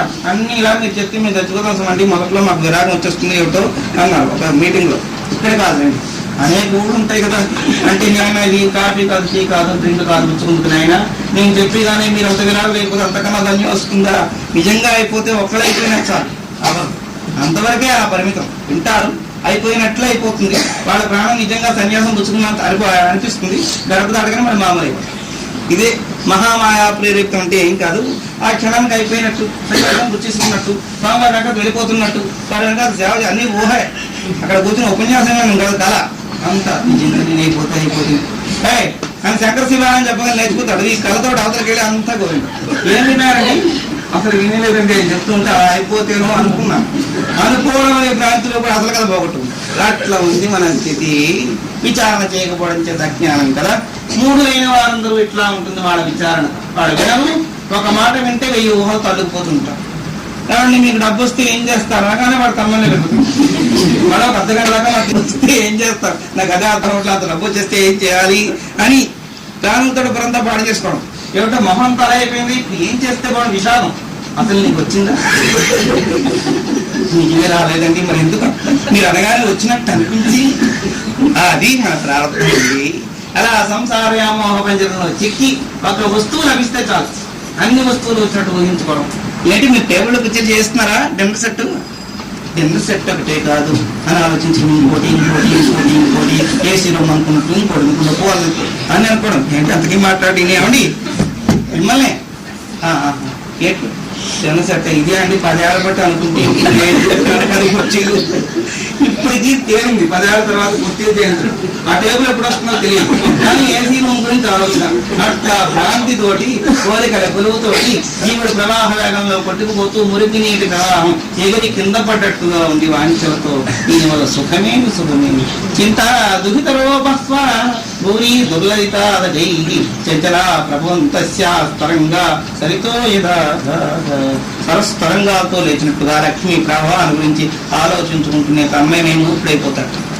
లక్ష్మి వచ్చిందంటే మూర్ఖత్వానికి ప్రధాన కారణం ఉన్నా. అయితే ఆమె డబ్బున్న వాళ్ళంతా మూర్ఖులేనా అని వేరే చెప్పక్కర్లేదు, వాళ్ళందరూ మూర్ఖులే. ఎందులో అంటే ఆ డబ్బును చూసుకుని సంసారంలో వాడు ప్రజ్ఞావంతులే, పారమార్థికంలో మూర్ఖులు. ఏమంటే పారమార్థికం పట్టదా? పట్టిద్దామన్నా పట్టకుండా అడ్డుగా ఉందిగా. ఏం పారమార్థికంగా హాయిగా భావం అనిపించండి. నేను ఉన్నప్పుడు అనుభవించకపోతే ఈ వయసు దాటిపోయాక అప్పుడు అనిపిద్దామంటే వస్తుందండి. అంచేత వయసు ఉన్నప్పుడు అనుభవించేస్తే వార్ధక్యంలో ఉపన్యాసం అనొచ్చు అని చెప్పి ఆమె అంతగా ఉంది మనసుతోనే ఉంటాడు. కానీ ఆధ్యాత్మిక ఆనందాన్ని పొందలేడు. చింతలు పెంచుకుంటాడు.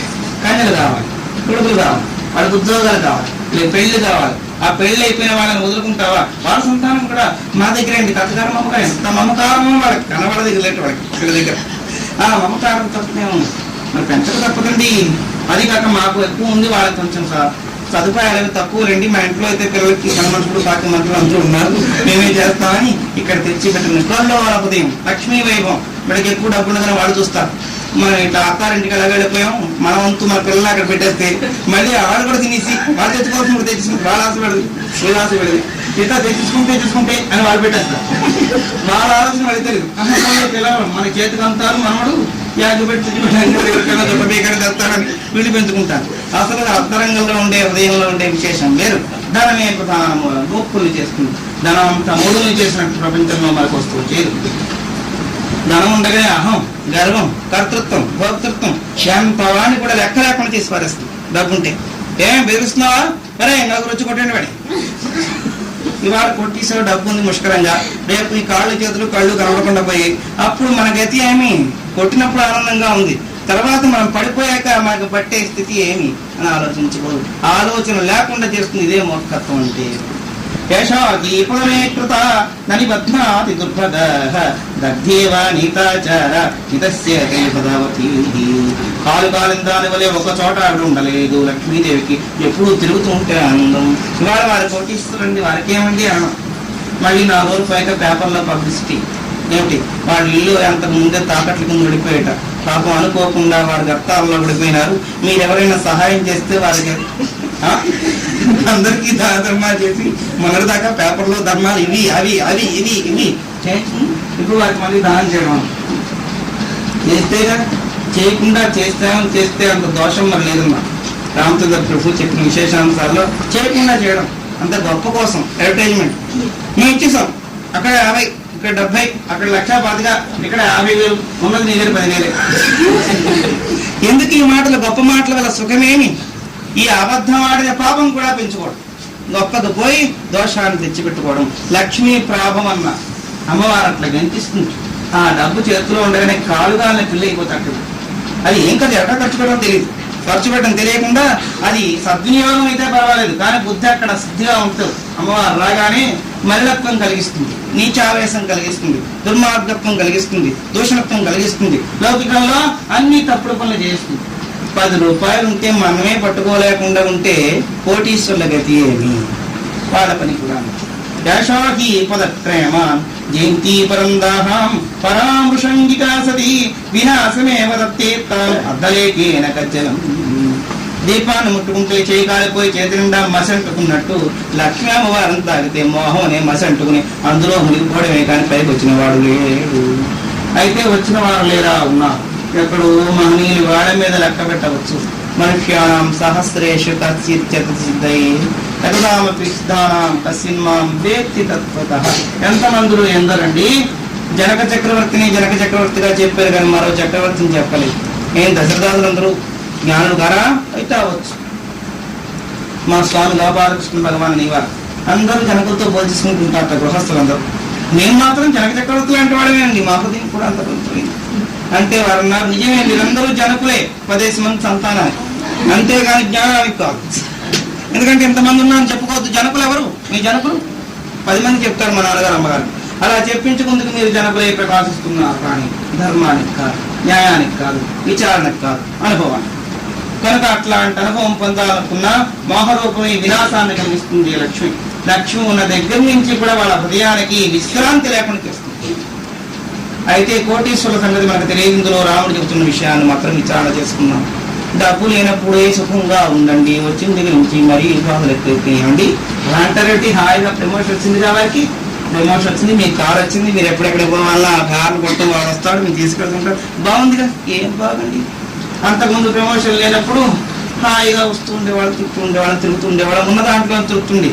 ఇప్పుడు తృప్తి లేక మేరు చేరుకుందామని ప్రయత్నం చేస్తే ఎప్పుడు పోతాం మాకే తెలియదు. ఆయనకి నాకు సంబంధం కూడా తెగిపోయినంత పని అయిపోయింది. ఇట్లాంటి దుఃఖాలు వస్తున్నాయి. యాండి వ్యాపారం చేసుకుంటున్నాను, మేంకి కోటీశ్వరుడు కదా. అదేనండి ఇప్పుడు వచ్చిన పెద్ద దుఃఖం. ఆయన కోటీశ్వరుడు అయిపోయింది, దేనికి అతను మొహం కూడా చూడకుండా అయిపోయింది. ఏమీ అట్లా అయిపోయినారు. ఏం చేస్తాం? 30,000 స్టార్టింగ్ చేసి వ్యాపారం చేసుకున్నప్పుడు 3 పూట్ల నన్ను చూసి ఏమేం కులాసాగా ఉన్నామని అడుగుతూ ఏం కావాలి అంటే అందులో తృప్తిగా అండి. ఏమండి సినిమా అక్కడ అంత తీసుకుపోయేవా? ఇప్పుడు కోట్లు రంగం వచ్చాక ఏమండి చూడు మొహం ఎలా ఉందో, పోయినాక రమ్మంటావు, ఎక్కమంటావు అని కసురుతున్నా. సినిమా ఇంకే పిచ్చి పోను ఒక 3 నెలలు నేను ఏకాకరైపోయి నా కర్మట్టా కాలిపోయింది. కోట్లు కలిసి వచ్చేందుకు వచ్చిన పోలం. ఏమంటే ఇప్పుడు సుఖమా దుఃఖమా? నా వరేసా బాస్. అంతకుముందే హాయిగా ఉన్నాను, 10 రూపాయలు జీతం, నేను ఫస్ట్గా ఉన్నాం. ఇప్పుడు 35 రూపాయల జీతం అయ్యాక నా మొహం చూడలేదు. పెరిగింది కదా జీతం పెరిగింది, మోహం తరిగింది. అక్కడికి వెళ్ళింది మోహం. ఈ భార్య మీద కన్నా అక్కడ హాయిగా సుఖంగా నోట్లు లెక్క పెట్టుకుని దాచుకుంటుంటే ఎంత హాయిగా ఉంది. ఎప్పుడు పట్టుకుంటారో తెలియదు కానీ దాచుకున్నంతసేపు సంబరంగా ఉంటుంది కనుక అది పట్టుకుంది. అందులో దుఃఖం వచ్చింది. కానీ ప్రమోషన్ వచ్చిందని ఆనందం లేదు. వారికి ఆనందంగా ఉంటే ఉండవచ్చు. కలిసి వస్తున్నాయి వారికి ఆనందం. వారికి మాత్రం ఏం ఆనందం? నిద్ర లేదు, ఆహారం లేదు. 12 గంటలకు తినే వాడికి 3 గంటలకు కూడా తింటలేదు. ఆ తిన్నా కూడా తొందరగా లెక్కల కోసం అని చెప్పి ఇంత తింటాడు. మనిషి అంతా గొల్లైపోయినట్టు. పోనీ పడుకుని నిద్ర పడుతుందా, ఈ దాచింది ఎవరు పడుకుంటారా అని నిద్ర పట్టదు. ఈ దుఃఖం వల్ల ఆనందం ఏమీ ఒక్కసారి విచారణ. ధనం వల్ల సుఖం ఉందా? మరి మనపడక సుఖం లేదా? మనకు హాయిగాను. అప్పుడు మంచి బట్టలు కుట్టించుకునే వాళ్ళు అండి. ఫస్ట్ గాను సినిమాకు షికారు 10 రూపాయలు 10 రూపాయలు ఖర్చు చేసుకున్న దర్జాగా ఉంది. ఇప్పుడు 10 రూపాయలు వస్తే ఇంకో రూపాయి కలిపేసి 11 అవుతున్నా ఉపయోగం కుదిరి. ఇలా కుదరగానే 1,00,000 కాగానే కోటికి ఇంకా ఎంత తక్కువ అనుకుని ఈ జింగతోటలు కట్టుకోవచ్చు. కానీ ఎప్పుడండి ఈ షర్ట్ నా పెళ్ళి ఆడదండి. ఆ తర్వాత కొంచెం బాగానే బతికాం, కానీ ఈ మధ్య కోటీసులు లేక చెడిపోయినా ఎందుకు పాత అన్ని తీసి తోడుకోవడం, కొత్తగా తోడుకుంటే ఖర్చు కాదు. ఏమండి మీరేం టిఫిన్లో కింద అక్కడికి పోయి ఎవరైనా ఇప్పిస్తే తింటాను ఎందుకు అంటే తిండి తింటే డబ్బు అయిపోతాం. పెరిగిన తర్వాత వచ్చిన ప్రారంభం పెరగక ముందు బాగానే తిన్నాను, అప్పుడు గవర్నమెంట్ తగ్గివ్వడం, పెరిగాక డికాషన్ అట్లా ప్రారంభం వచ్చిన ఎంత దుఃఖం కలిగిస్తున్నది. ఆవిడ ఒక దగ్గర ఉండదండి, ఎప్పుడు పోతూ ఉంటుంది. పోనీ ఇంత జాగ్రత్తగా గట్టిగా పట్టుకుని దాచామంటే హెచ్చర్ డ్యూటీ పడి ప్రతిక్ష ఏంటి ఎంతగా ఉందా తప్పి.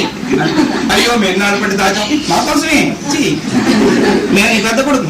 ఎందుకంటే వాళ్ళు సృష్టిస్తాడే కూడా అందరికి మనకి ఇన్కమ్ ట్యాక్స్ వాళ్ళు, సేల్ ట్యాక్స్ వాళ్ళు, ఈ వెల్త్ ట్యాక్స్ వాళ్ళు, వీళ్ళందరూ కూడా మనకి ముగ్గురు అంతా ఆ పెద్ద పిల్లలకు భాగం పెట్టాక మనకి మిగులుతుంది లేకపోతే అంచేత వాడు కనక్కర్లేదు పెంచక్కర్లేదు పెద్దవాళ్ళు ఎక్కడ పట్టుకోరు. అట్లాంటి ఆఫీసర్ వచ్చినప్పుడు విమానం నాస్తి మాట్లాడడానికి వీళ్ళే. ఏమండి ఎవరో పెద్దలు వచ్చారు చెప్తున్నారు వాళ్ళకి ఇల్లు వాకిలు పని త్యాగం చేయక్కర్లేదు, ధర్మసత్రం కట్టిస్తున్నారు. కానీ ఏమిటో అంతకుముందు మా నాన్నగారు చేశారండి, మేము చేస్తాం, మాకు ఇప్పుడు ఎంతైనా మాది కోటి పూర్తి కావాలి, మేము అడుగుతుంది నా దగ్గరికి వచ్చి. మీరు అలా తిరగడంలో ఏమైనా లాభం ఉంటే చెప్పండి, నేను కూడా మీరు ఎక్కడికి వస్తాను. ఎందుకు భర్తీ చేసుకున్నాను ఏడుకోలేదు సంగతి దీనికి భక్తి లేదు కదా. జీంతే పరాం దాహం పరా తృష్ణ మతానికి, ఈ తృష్ణకి అంతం లేదు. ఇంకా ఇంకా ఇంకా మంగళాడు హాయిగా బతికేవాడు మహారాజు గారి దగ్గరకు వచ్చి గడ్డం చేసుకుంటాడు. వాడి గడమే కాకుండా రాజుగారు మంత్రి గారు గట్టం, సేనాధిపతి గడ్డం కూడా అప్పచెప్పారు. పెద్దల గడ్డలు తీసుకున్నా వాడికి జీవితం వెళ్ళిపోతున్నారు, హాయిగా బతకూడదు. అయితే ప్రారంభం వచ్చినప్పుడు ఎవడో ఏం చేయలేము, ఆ బుద్ధి అట్లా వర్తిస్తుంది. వాడు ఒక ఊరు నుంచి ఏరు దాటి రావాలి. అవతల ఏటి ఒడ్డున ఒక పెద్ద చెట్టు ఉంది. ఆ పెద్ద వేప చెట్టు మరి చెట్టు ఉంటే ఆ చెట్టు పక్క నుంచి వస్తున్నారు. తెల్లవారుజాము రోజు వాడు వస్తున్నప్పుడు ఆ చెట్టు నుంచి ఒక మూలు కొనుపడి నేను వస్తాను వాడు భయపడ్డాడు. దైవం దేవత పిశాచం అనుకున్నాడు. అంటే వస్తాను దిగుతాను పడతాను అనుకున్నదని సరే ఒక వారం 10 రోజులు అనుకున్నాడు. ఇక లాభం లేదు, వస్తే రాని చెప్పి ధైర్యం చేసి ఏమిటి వస్తుందో చూద్దామని అయితే రాకున్నాడు. అనగానే 6.5 గోళాలు బంగారపు కాసులు ఎదుర్కొండ కనబడి, అమ్మ బాబోయ్ నా జీవితం ఎన్ని గడ్డాలు ఇచ్చి ఇంత డబ్బు సంపాదిస్తాను అనుకున్నాడు. ఏమిటిది? నేను ఈ విధానంతా నీకోసమే దాచాను. అయితే ఏం చేయమన్నావు? ఈ 7వ గోళం సగం ఉంది, ఇది పూర్తి చేసిన నుంచి నువ్వు ఖర్చు పెట్టించుకోవచ్చు, ఇష్టం వచ్చినట్టు. అది పూర్తి చేయడం నీ బాధ్యత. ఓ దానికి ఏం భాగ్యం, అది పూర్తి చేసేస్తాను, హాయి కట్టి పెట్టేస్తాను, అంతపురం కట్టేస్తాను, రాజుగారికి అప్పిస్తాను అంటున్నాడు వాడు. అలా అనుకుని ఆ 7 గోళాలని అమ్మాయి నీ మోయడం కష్టమే, నీకేం పర్వాలేదు, ఎక్కడ మీలో చెప్పిన అక్కడికి వెళ్ళిపోతాను అనగానే అయితే పలానా చోట సందులో ఎవరు కనపడకుండా మా ఇంట్లో ఉండిపోమ్మా అని గోళ దగ్గర తెచ్చుకుంటూ పంపించారు. గోళాలన్నీ ఇంట్లో వచ్చాయి. ఇంకా అక్కడి నుంచి వాళ్ళకి దిగులు పడుతుంది, ఎవరైతే పోతారో. గడ్డానికి ఆలస్యంగా వస్తాయి కదా, చీకట్లో భయం వేస్తుంది బాబు అంటే ఆవిడ పట్టిపోతాను. అంతకుముందు హాయిగా తెల్లవారు వచ్చి గీసిపోయేవాడు. రోజుకి ఉన్న కళపై పీడ కనపడుతుంది. బంగారం మెళ్ళను బంగారం తీస్తాడు. ఏమండి తీస్తున్నాను నీకు తెలియదు, ఇది కానీ నింపేస్తే నీకు మళ్ళీ బోల్డ్ నగ చేస్తాను ముందు ఇచ్చి అని అవన్నీ బంగారు కాసు నుంచి పంపిస్తాను. వీడికి ఉన్న తిండి తీర్థం అంతా కూడా. ఇవి కాకుండా ఊళ్ళో ఇంకో 100 గడలు ఒప్పిస్తున్నాడు. నేను చేసేద్దాము, తిండి లేదు తీర్థం లేదు, కేకడంతో సరిపోతున్నది. ఆ గడ్డాలు తీసుకుని తెచ్చిన డబ్బంతా ఇంట్లో పోయాడు. పోనీ భర్తీ అవుతుందా? భర్తీ అవ్వదు. ఇంకా అతడు వీడికి చావు గడ వచ్చేసి రాజుగారు చూశారు. ఏమిరా ఇంతకుముందు ఎంతో హాయిగా ఆనందంగా తుళ్ళి పడుతున్న నా దగ్గరకు వచ్చేవాడు, అసలు తుళ్ళిపడట్లేదు, మొహం చూస్తానే పిశాచ కనపడింది, ఏమిటి ఇట్లా అయిపోతున్నాడు? ఏం లేదండి బాబు, ఏం లేదు, ఎక్కువ ఈ మధ్య పని ఎక్కువైపోయిందండి అని చేతను ఇట్లా అయిపోయినాను. 2-3 రోజులు చూశాడు. కొంప తీసి నీకు కానీ 7 గోళాలు దొరకలేదు కదా. అమ్మ బాబాయ్ మీకు తెలుసా అండి, అదే పని అయిందండి. అమ్మో అది ఒక యక్షిణి, ఇలా చాలా మందిని మోసం చేస్తుంది. ఆమె కాని ఉందంటే నీ ప్రాణాలు కూడా తీసేస్తుంది. నరబలంటే ఆమెకు ఎక్కువ ఇష్టం. అమ్మ ఆయన అయితే చస్తానికి అవుతాను. అయితే ఇప్పుడు ఏం చేయమన్నారు? పొమ్మని చెప్పేసి వచ్చాడు. వచ్చి తల్లి నీకు నమస్కారం, నువ్వు పో అన్నాడు. ఈ బంగారం సహా ఇంతవరకు చేసిన డబ్బుతో సహా అనుకుంటాం పోతే వీడు పాక అన్నట్టు అట్లా వాడు ఆడే వెళ్ళాడు. అసలు పోయి ఆర్భాటంతో ఏమి ఇట్లా అయిపోయినావు అని పోగొట్టుకున్నాడు ఆశ కోసం పోయి. ఇప్పుడు నేను ఆశకపోతే దుఃఖం కాక ఆనందం ఎట్లా వస్తున్నా మంగళాడి స్థితిలో మన ప్రారంభం ఉంది కనుక ఎంత వచ్చినా నా ఆశకు మేరలేదు కనకాద్రి సమాన ధనంబు పూర్చినం కాసైనం వెంటరా. అలాగండి డబ్బంతా వీధిలో పారేసుకోమన్నారా? వద్దు, ఆవిడ వెళ్ళిపోతుంది, అక్కర్లేదు అనుకుంటే. మనం భార్య అక్కర్లేదు, మనం కావాలంటే వచ్చిందా, మనం పొమ్మంటే పోతుందా? ఎప్పుడు నేను బాగా జిక్కుల్లో పెట్టి అక్కడి నుంచి దాటిపోవాలని తెలుసు. అట్లాంటి నీతి లక్షణం లక్ష్మీ వారి దగ్గర అంటున్నారు. దీని ప్రభావం చేత గొప్పవారు కూడా మూఢులైపోతారు. ఎంత జ్ఞానం కలిగిన వాళ్ళు కూడా ద్రవ్యం రాగానే మొక్క దోషం లక్ష్మీ స్వరూపంగా ఉంది. దాని గుణదోషాలు విచారణ చేసిన వాడు దాటిపోతున్నారు. కానీ ప్రతి వాళ్ళందరూ బంధితులవుతున్నారు. కర్మణాతేన తేనేష విస్తారమును గచ్చతి దోషాసి విషయ వ్యాజ్యం క్షీరం విస్తారయాత్. ఈ లక్ష్మీ అమ్మవారిని ప్రాపకం చేసి పోషించినటువంటిదంటే పాముకు పాలు పోసినట్లే. పాముకు పాలు పోస్తే పాలని తాగి పోసిన వాడిని కాటి వేసిపోయినట్టుగా అమ్మవారిని ఎంతో ఆశ్రయించి ఉంటే ఆశ్రయించిన వారికే హాని తలబెట్టిపోతుంది ఎప్పుడు చెప్పకుండా. ఎట్లా హానండి? ఆవిడేమో పాపం మనకి హాని ఎందుకు చేస్తుంది లక్ష్మీ అమ్మవారు? ఆమె చేయదు, చేయించిపోతుంది. బాగా వీడి దగ్గర మస్తుగా ఉంది, వాళ్ళ రాత్రి కన్నం వేద్దామని వాళ్ళలో బుద్ధి పుట్టించి వీడి తలకాయ పగల కొట్టించి వీడికి హాని చేశాడు. హానంటే డైరెక్ట్ గా వచ్చి లక్ష్మీదేవి ప్రత్యక్షమై ఒరే నేను చంపేస్తానంటుందా? ఎవరో ప్రవేశిస్తుంది, ప్రవేశించి వరే ముష్కరంగా ఉంది వాళ్ళ దగ్గర. నాలుగు తంతే గట్టి చంపి అక్కడ నా తంతే ఇచ్చేస్తాడు అని చచ్చినంత పని అయితే చాలు. 4 గంటల కట్లు, ముగ్గు కట్టు, కన్ను కట్టు, కాలు కట్టు, చేయి కట్టు, ఏమండి టైం నేను కొట్టించుకోలేదు. అయ్యయ్యో హాయిగా ఉండేవారు, అది ఉండబట్టి నాకు ఈ కట్లన్నీ వచ్చాయంటే, లేకపోతే బాగానే ఉన్నాను. అది ప్రారంభం. ఆమె వెళ్ళిపోయేటప్పుడు ఏదో చోటు చేసుకో లేదు, మంచి కూడా ఆమె చేయగలదు. ఎట్లా చేస్తుంది చెప్తుంది. తవస్సి మృతుస్పర్శ పరస్వేన జనేజన. ఆ ద్రవ్యాన్ని కానీ సద్వినియోగం చేస్తే ఆమె మృదుస్పర్శ తగ్గుతుంది. నన్ను ఎవరైతే ఖర్చు చేస్తుంటారో వాడి దగ్గరికి వస్తుంటారు. ఖర్చు చేయకుండా దాచిన వాడి దగ్గరికి వెళ్ళాలంటే నాకు చాలా అసహ్యం. ఎంతసేపు నిల్వ చేసి నాకు ఇంట్లో తెప్పిస్తాడు కనుక వాడి దగ్గర ధర్మబద్ధమైనటువంటి కార్యక్రమాలు చేసే వాళ్ళ చేతుల్లో కదలాడతాను. అంతేకాదు నేను ఉండడం ద్వారా వాళ్ళ జీవితాల చరితార్థం చేస్తాను. నన్ను సరిగా వినియోగించడం చేత కాదు, వాడికి 4 దెబ్బలు తినిపించి అక్కడి నుంచి లేచిపోతాను. నాకు ఎట్లా పోవాలో బాగా తెలుసు. ఆమె లక్షణం అది అంటున్నారు. సహజంగా లక్ష్మీ స్పర్శ తగిలించేటప్పటికి శుష్కించిపోవడం ప్రారంభమవుతుంది. డబ్బు ఉంటే శుష్కించిపోతాం అదేంటండి? ఈ రాముడు తప్పు చెప్పారో ఏంటోను. మీరు ఒకసారి జాగ్రత్త శ్లోకం చదవండి. డబ్బున్న వాడు ఎందుకు ఎండిపోతారు? వాళ్ళకి ఎండిపోవడం ప్రారంభం. ఎందుకు? అంతకుముందు ఈ డబ్బు సంపాదించడం కోసం ఎండిపోయి సంపాదిస్తారు.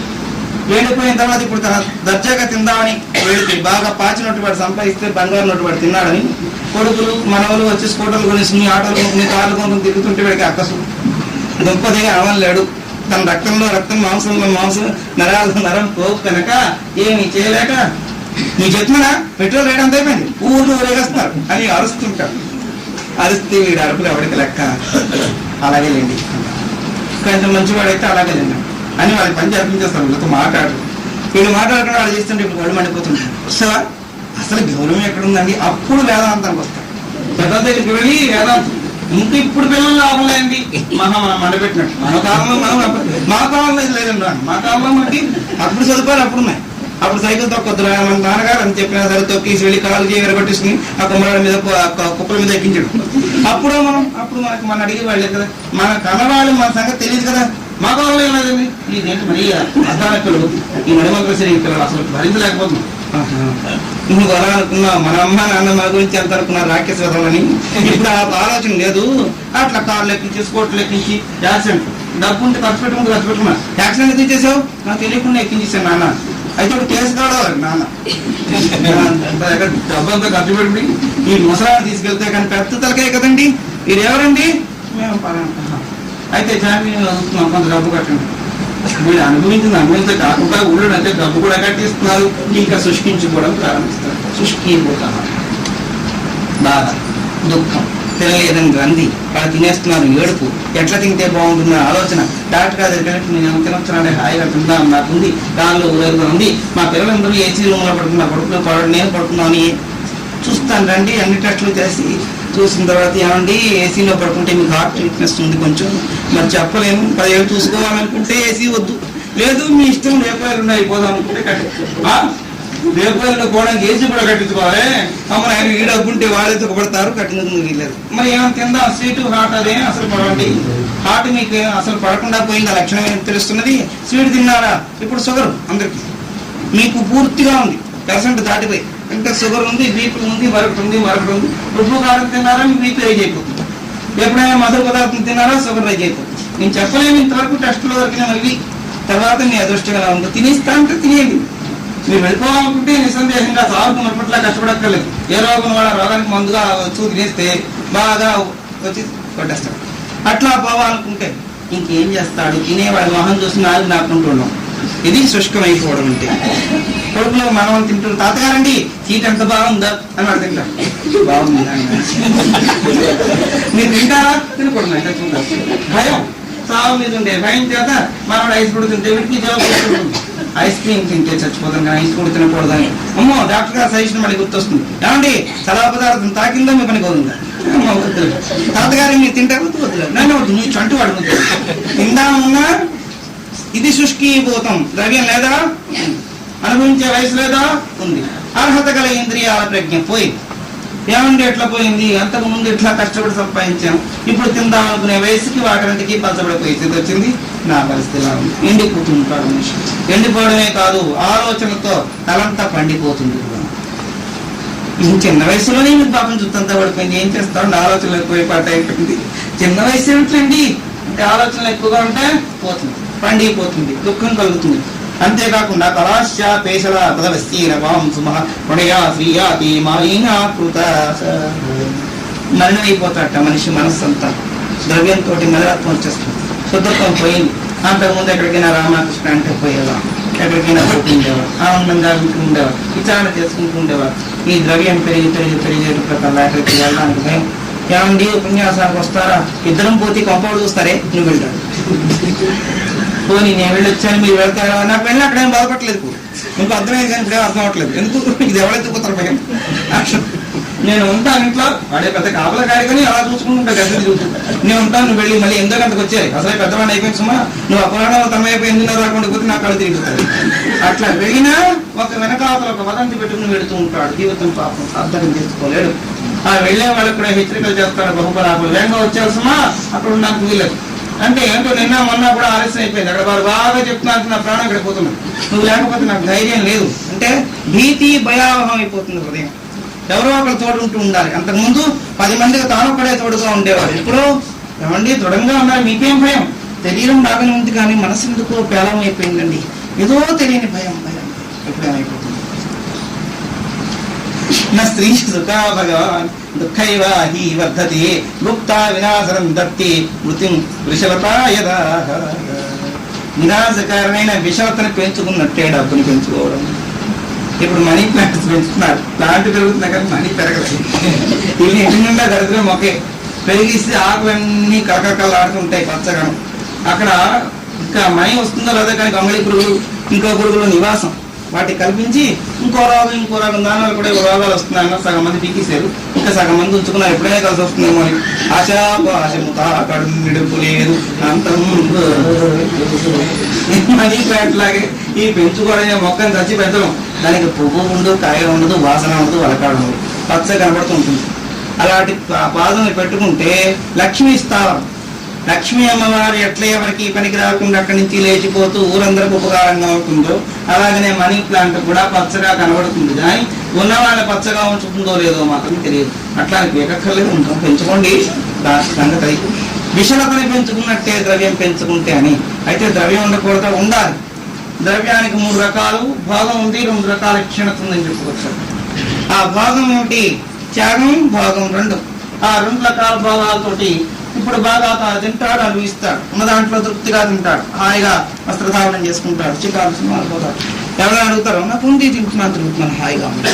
పక్క వాళ్ళు చూడలేకపోతున్నారు, పోతే పోనీ చెప్పాను కావాలి ఒకసారి, చూడలేకపోతే చూడలేక వాళ్ళే పోతారు, కానీ మనకి అందులో దుఃఖం రాదు.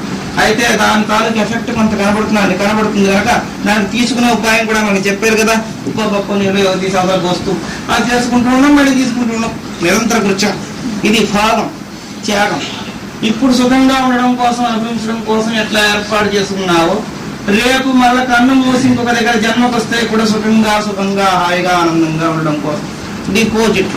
ఏమండి బ్యాంకులో అన్ని లక్షలు ఎందుకు వేశారు?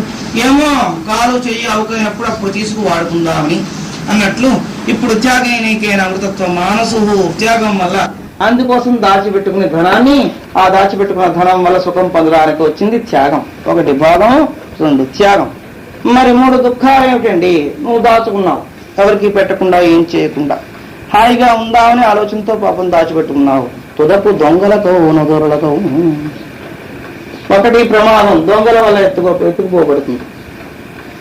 లేదు ఇంకా జాగ్రత్తగా దాచుకున్నావు, అగ్నిహోత్రుడు వచ్చి భస్మీ పట్ల చేసేస్తాడు. అది ఇది కాకుండా దాచుకున్నావు, దొంగల చేతిలో పడకూడదు, అగ్నిహోత్రుడు ఎత్తుకుపోకూడదని బ్యాంకులో వేసుకున్నావు. అది ఇంటర్నేషనల్ చేసేసారు. వేసి ఏమండి ఇంతంత డబ్బు మీకు అనవసరం, మీకు 1000 రూపాయల రోజుకు నెలకి పింఛన్ ఇచ్చేస్తాం, ఇన్ని లక్షలు ఉన్నవాడవని గవర్నమెంట్ కలిపాను అన్నారు.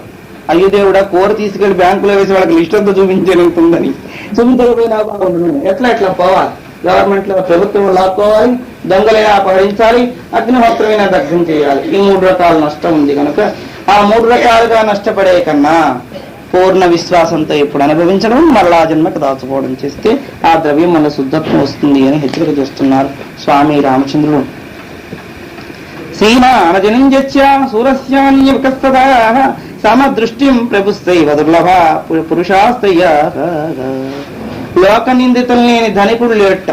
చక్కని చెప్పారు ఇక్కడ. లోక నిందలేని ధనుడు, పొగడ్తలేని వీరుడు, పక్షపాతం లేని ప్రభు జగత్తులో ఉండరు. లోక నిందలేని ధనికుడు లేడు. ఎవరైనా కోటీశ్వరుడుగా ఉన్నారనుకోండి, ఏమండి మహాన్ ఆయన మహత్తు మీకేం తెలుసులండి, అందరు పొలాలు అడ్డంగా కల్పించుకున్నాడు, అందుకే అట్ట పెద్దవాడు నింద. లేదు బాగా ఈ మధ్య త్యాగాలు చేస్తున్నారే, ఎందుకు చేయకండి, మేము చేసేవాళ్ళే, ఆ బ్లాక్ మనీ వచ్చి పడిపోయింది అడ్డంగాను అని చేత నిన్న చేస్తాడు పేరు కోసం అని. నిందలేని ధనికుడు లేదు. ఎవడు ఏ ధనికుడుగా ఉన్నా వాడికి నింద. ఏమి నింద? ఇలా అలా సంపాదించాడు, ఇలా సంపాదించాడు, ఈ సంపాదన వల్ల వాడికి ఇదో కలిసి వచ్చిందని ఏదో రకంగా నిందిస్తూ ఉంటారు. ఇంకా ఏమిటండి, ఇంతవరకు పాపం ఎక్కడో డబ్బా రేకులు కట్టుకునేవాడు, డోళ్ళు అమ్ముకునేవాడు, ఈ చర్మం చేసుకునేవాడు, ఇలాంటి వాడికి డబ్బు వచ్చింది. ఏం చేస్తామండి? ఒకనాడు తెలియకుండా వాళ్ళ చుట్టం ఎవరో బంగారంతో, వస్తువులతోటి, వాహనంతో వాళ్ళ ఇంటికి వచ్చింది. వచ్చి అకస్మాత్తుగా గుండు కొట్టి చచ్చిపోయింది. చచ్చిపోయిన తర్వాత ఆ వార్త కూడా తెలియబెట్టకుండా ఆ బంగారం తీసుకున్నామని కప్పెట్టేశారు. దాంతో పెద్దవాడే నింద, ఏదో ఒక నింద. లేదు ఏమైనాతో చచ్చిపోయింది, ఆస్తంతా వారసత్వంగా వచ్చేసింది. అట్లా వీరికి వచ్చిందే కానండి, సార్జితం కాదు. ఈ మధ్య దాకా శనగలు అమ్ముకుంటూ ఉండేవాడు, ఈ మధ్యనే పెద్ద కోటీశ్వరుడు అయిపోయినాడు. ఎట్లా అంటే వాడు అదృష్టవశాత్తు వాడి కోటీశ్వరుడు అయిపోయినా లోక నింద లేని ధనికుడు లేడు. ప్రతిదీ ఏదో నింద. ఎంత గొప్పవాడైనా వాడికి ఏదో మర్మాన్ని చూపిస్తారు. పొగడ్తలేని వీరుడు లేడు. వీరుడు అనేటువంటి వాడు పొగుడుతూ ఉండాలి. పొగుడుతుంటే వాడికి ఎంత ఆనందం, ఇంకా ఇంకా ఇంకా పొగిడించుకుంటూ ఉంటారు. వాళ్ళకి అది హాయి. ఆ వీరుడి దగ్గరికి వెళ్ళేటప్పుడు నువ్వు కనుక ఈ రాజ్యం అంతా రక్షింపబడింది, లేకపోతే లేదు ఇలాగా అలాగంటే వాళ్ళకి వాడి దగ్గర లేకపోయినా అప్పు చేసి తెచ్చి వీళ్ళకి దానం ఇస్తాడు. పొగడతాను నాయన నువ్వు ఎంత త్యాగి, ఈ సంగతి నాకు తెలియదా? నువ్వు సాక్షాత్తు మనకు ఆ పొగడ్తలు హరికథల్లో వాటిలో కనబడుతుంటాయి. రూపాయి ఇస్తే చాలు ఎన్ని ఆశీర్వచనాలు, నీకు అష్టైశ్వర్యాలు, భోగభాగ్యాలు, లౌకికంలో ఎన్ని కావాలి అన్నీ వచ్చేస్తాయి. రూపాయి పోవాలి, 5 రూపాయలకి వేరే ఆశీర్వచనం, 10కి వేరే, ఇట్లా రకరకాలు. ఏమండి అంటే అమ్మ ఇక్కడ హరికథ కూడా దొరుకుతుంది కంపెనీస్, వాళ్ళ గురించి ఏం చెప్పట్లేదు. నేను మాట కంటే అది నిజంగానే అక్కడ ప్రమాణం అయితే చదువుకుంటాం. వెళ్ళే వాళ్ళు వెళ్ళి కథ కూడా వినండి, అక్కడ కూడా త్యాగం భాగవతులకు ఇస్తున్నారు కనుక. అయితే ఇలా చేసే దాని గురించి ఆలోచన చేస్తున్నప్పుడు వాళ్ళ పొగడ్తలకి లొంగిపోయి త్యాగం చేస్తారే కానీ హృదయం కరిగి హృదయంలో ఆనందం వచ్చి ఆనందం వల్ల అజ్ఞానం పోయి విజ్ఞానం కలగడం కోసం త్యాగం చేయలేదు. పరానికి స్వరూపం పక్షపాతం లేని ప్రభు ఎంత గొప్పవాడైనప్పటికీ కూడా ఒకరి మీద ఇష్టం, మరొకరి మీద ఇష్టం. దీక్షితారంటారు పక్షపాతమేనా దీక్షితాతీత కరుణానిదే ముక్తశేషమ వింతు శబరి నీకు ముఖ్య బంధువా. ఎంగిలి పళ్ళు పెట్టిన శబరి మీకు ఎంత చుట్టమైపోయిందో, ఇన్నాళ్ళు పెట్టి ప్రార్థిస్తూ మంచి పళ్ళు, మంచి పాలు, మంచి చక్కెర నైవేద్యం పెడితే నీకు నేను భక్తులు కాకపోయినా ఎంగిలి మనం పళ్ళు ఇస్తే అలాంటి వాళ్ళకి అవసరం భక్తులు అని చెప్పి దీక్షితారంట. అయితే ఆయన ఎంగిలి పళ్ళలో ఉండే మహత్వం ఏమో తెలియక కాదు, అలా నిందాస్తు చేస్తూ భగవంతుడిని భక్తులు స్తోత్రం చేయడం ఉంది కనుక అట్లా స్తోత్రం చేసి జీవితం పావనం చేసుకున్నారు. అట్లా ప్రభు అయిన వారు కూడా పక్షపాతం లేకపోలేదు. అట్లాంటి పక్షపాతం ఉంటేనే కానీ ప్రభువు కూడా రాణించడేమో. పొగట్ట వల్ల వీరుడు, పక్షపాతం వల్ల ప్రభువు, నింద వల్ల ధనికుడు. లోకల్లో ప్రశస్తంగా ఉంటున్నారు. వీళ్ళందరికీ ఇవన్నీ రావాల్సినవి. యాషాహి విషయ దుఃఖ భోగినాం గహనా గుహ మహామోహే గజేంద్రాణం వింధ్యాశైల మహాతటీ. పాములు కాని బుట్టల్లో నిలయంగా ఉన్నట్లు దుఃఖాలకి నిలయమే లక్ష్మీప్రదం అంటున్నారు. లక్ష్మి ఉన్న చోట దుఃఖాలు వస్తాయి. మాతులింగ మహారాజు గారి కథ మీకు చరిత్ర ప్రసిద్ధం తెలుసు. మహాలక్ష్మి తన సంతానం కావాలని పద్మాక్షుడు జపం చేసి తపస్సు చేసి ధ్యానం చేసి కావాలనుకుంది. తీసుకొస్తే ఆమె వచ్చింది, అనుగ్రహించింది. మాతులింగి అని పెట్టుకున్నారు పేరు. పెట్టుకుని ఆమె ఎంతో ఆనందంగా పెంచారు. ఆమెను పెంచి పెద్ద వయసు వచ్చాక వివాహం చేద్దాం. ఆమె విష్ణువుని తప్పిస్తే వరించినది లక్ష్మీ అమ్మవారు కనుక అట్లనే ఏర్పాటు చేస్తాన్నారు. ఈ లోపల విష్ణుమూర్తి రాలేదు. రావణాసుడు ప్రత్యక్షమై నీ కూతురు నాకు ఇస్తావేవా? మూర్ఖుడుకున్నంత బలం ప్రపంచంలో ఎవరికి ఉండదు. వాడికి అందరూ తలంతాల్సిందే. ఎంత జ్ఞానం లేనైనా నువ్వు ఎంత గొప్ప వాడు అంటే అక్కడ పోతాడు. లేదు నువ్వేం నీకు మూర్ఖత్వం ఉందంటే నా మూర్ఖత్వం చూపిస్తాను దందని పోతాడు. అందుచేత రావణాసుడు రాగానే పాపం ప్రశ్నలు వచ్చి నీ కన్యను నాకు ఇమ్మన్నాడు. మా బంగారు తల్లి లక్ష్మి నేను ఇవ్వను, లేకపోతే నేను తీసుకుపోతాను తలకాయ పగలగొట్టాడు. అయింది. ఇలా ప్రసిద్ధమైనటువంటి కథా విచారంలో మనం చూసుకుంటే లక్ష్మి ఉన్న చోట చెప్పకుండా నేను దుఃఖం కూడా వస్తుంది. దుఃఖాలయ స్వరూపిణి మహాలక్ష్మి. అప్పుడప్పుడు వారి వారి సుకృతాన్ని బట్టి కనుక పాము పొట్టలో పాములు ఉన్నట్టుగా దుఃఖాలకు నిలయంగా లక్ష్మి అనే పాచుపాము తిరుగుతూ ఉంటుంది ఇంట్లో. అంతేకాకుండా మోహన గజేంద్రాణం వింజ శైలమపి. వింజ పర్వతాల మధ్యలో ఏనుగులు తిరుగుతూ ఉంటాయట. వింజ పర్వతంలోకి ఎప్పుడు వెళ్ళలేరు. బాగా బలిష్టంగా దట్టంగా పేరుకుంటుంది. అక్కడ సింహాల భయమతి లేదు, ఏనుగులు ఉంటాయి. అలాగనే మహాలక్ష్మి ఉన్న చోట ఎప్పుడూ దుఃఖం, ఏదో రకమైన బాధ, ఏదో రకమైన వ్యాధి తప్పిస్తే ఆనందం లేదు. అడుక్కు తినేవాడు, కాయ కష్టం చేసుకునే వాళ్ళకి ఏ రోగాలు ఉండవు. వాడు ఏ పూడుకు ఆ పూట తెచ్చుకుంటారు, తింటారు, దుఃఖం లేదు. ఐశ్వర్యవంతుడికి నిత్యరోగం. ఏమండి ఏమిటి ఎట్లా ఉన్నారు? ఏమో మాకు హోమ్ డాక్టర్ అన్న రోజు చెక్ చేసిపోతుంటారండి. వాళ్ళకి చెక్ చేసినందుకు నెలకు 1000 రూపాయలు. ఏం చెక్ చేస్తారండి? రోజు వచ్చి రోజు వస్తారు సార్ తనిఖీ చేసి మీరు వాళ్ళు బాగున్నారని చెప్పేదాకా మాకు బాగున్నట్టే తెలియదు. నిత్యం బాధే. వారు వచ్చి చెప్పాలి, వారు సరే అంటే అవును కావచ్చు అనుకుంటూ బతుకుతున్నాం. అందుకు ఈ సలహా చెప్పినందుకు నెలకు 1000 వారికి ఇవ్వాలి. అది కాకుండా మధ్య మధ్య మందులు పుచ్చుకుందుకు వేరే దానికి రేటు ఉంటుంది. ఆ రేటు ప్రకారం వారికి ఇస్తుంటారు. మళ్ళా వాడికి ఏమైనా కొంచెం డబ్బు తక్కువ అయితే బ్లడ్ టెస్ట్ చేస్తాను రమ్మంటారు. మన బ్లడ్ అంతా పీకి డబ్బు పుచ్చుకుని మన పొమ్మంటుంటారు. ఇలాంటివి చాలా చాలా జరుగుతుంటాయి. కనుక ఇక్కడ డాక్టర్ వాళ్ళు ఉంటే కూడా అన్యదా భావించవద్దు. వస్తున్నారు బాబా అక్కడ ఆ స్టూడెంట్లు వచ్చిన డాక్టర్లు వచ్చిన అదే భావన కనుక అట్లా అనుకోకండి. విషయం మాత్రం చర్చిస్తుంది. అంచేతనే వాళ్ళే మాకు ఇప్పుడు ఆప్తమిత్రులు అయిపోయినారండి. ఈ కాలంలో వారు వస్తున్నారు కనుక సరిపోతున్నది. ఎందువల్లంటే దేహం అంతా భోగం అంతా రోగపంజరంగా మారిపోయింది. ఒకప్పుడు నేను బాగా తిరిగాను. అప్పట్లో నా కంట్లో పొరలు కమ్మినట్టుండి నేను ఏం చేస్తున్నా నాకు తెలియకుండా ఉన్నాను. ఆ లక్ష్మి ప్రభావం అప్పుడు తిరిగిన తెప్పడతాలకు ప్రభావం ఇప్పుడు కనబడుతున్నది. డబ్బున్నప్పుడు ఈ రోగాలు వచ్చినా సర్దుకునేవాడినండి. అదంతా పోయే కాబట్టుకున్నాయి. మన ప్రారంభం అమ్మవారు పోతూ పోతూ రోగాన్ని ప్రభావించి వెళ్ళిపోయింది. అది యోగంగా మార్చుకునే అవకాశం నాకు లేక దుఃఖాన్ని పొందుతున్నాను. సత్కార్య పద్మనీరజ దుఃఖై కైరవ చంద్రిక సుదృష్టి దీపికా వాచ్య కల్లోలాహ తరంగిణి. సత్కార్యాలనేటువంటి పద్మానికి ఈ లక్ష్మీ అమ్మవారు రాత్రి లాంటిది.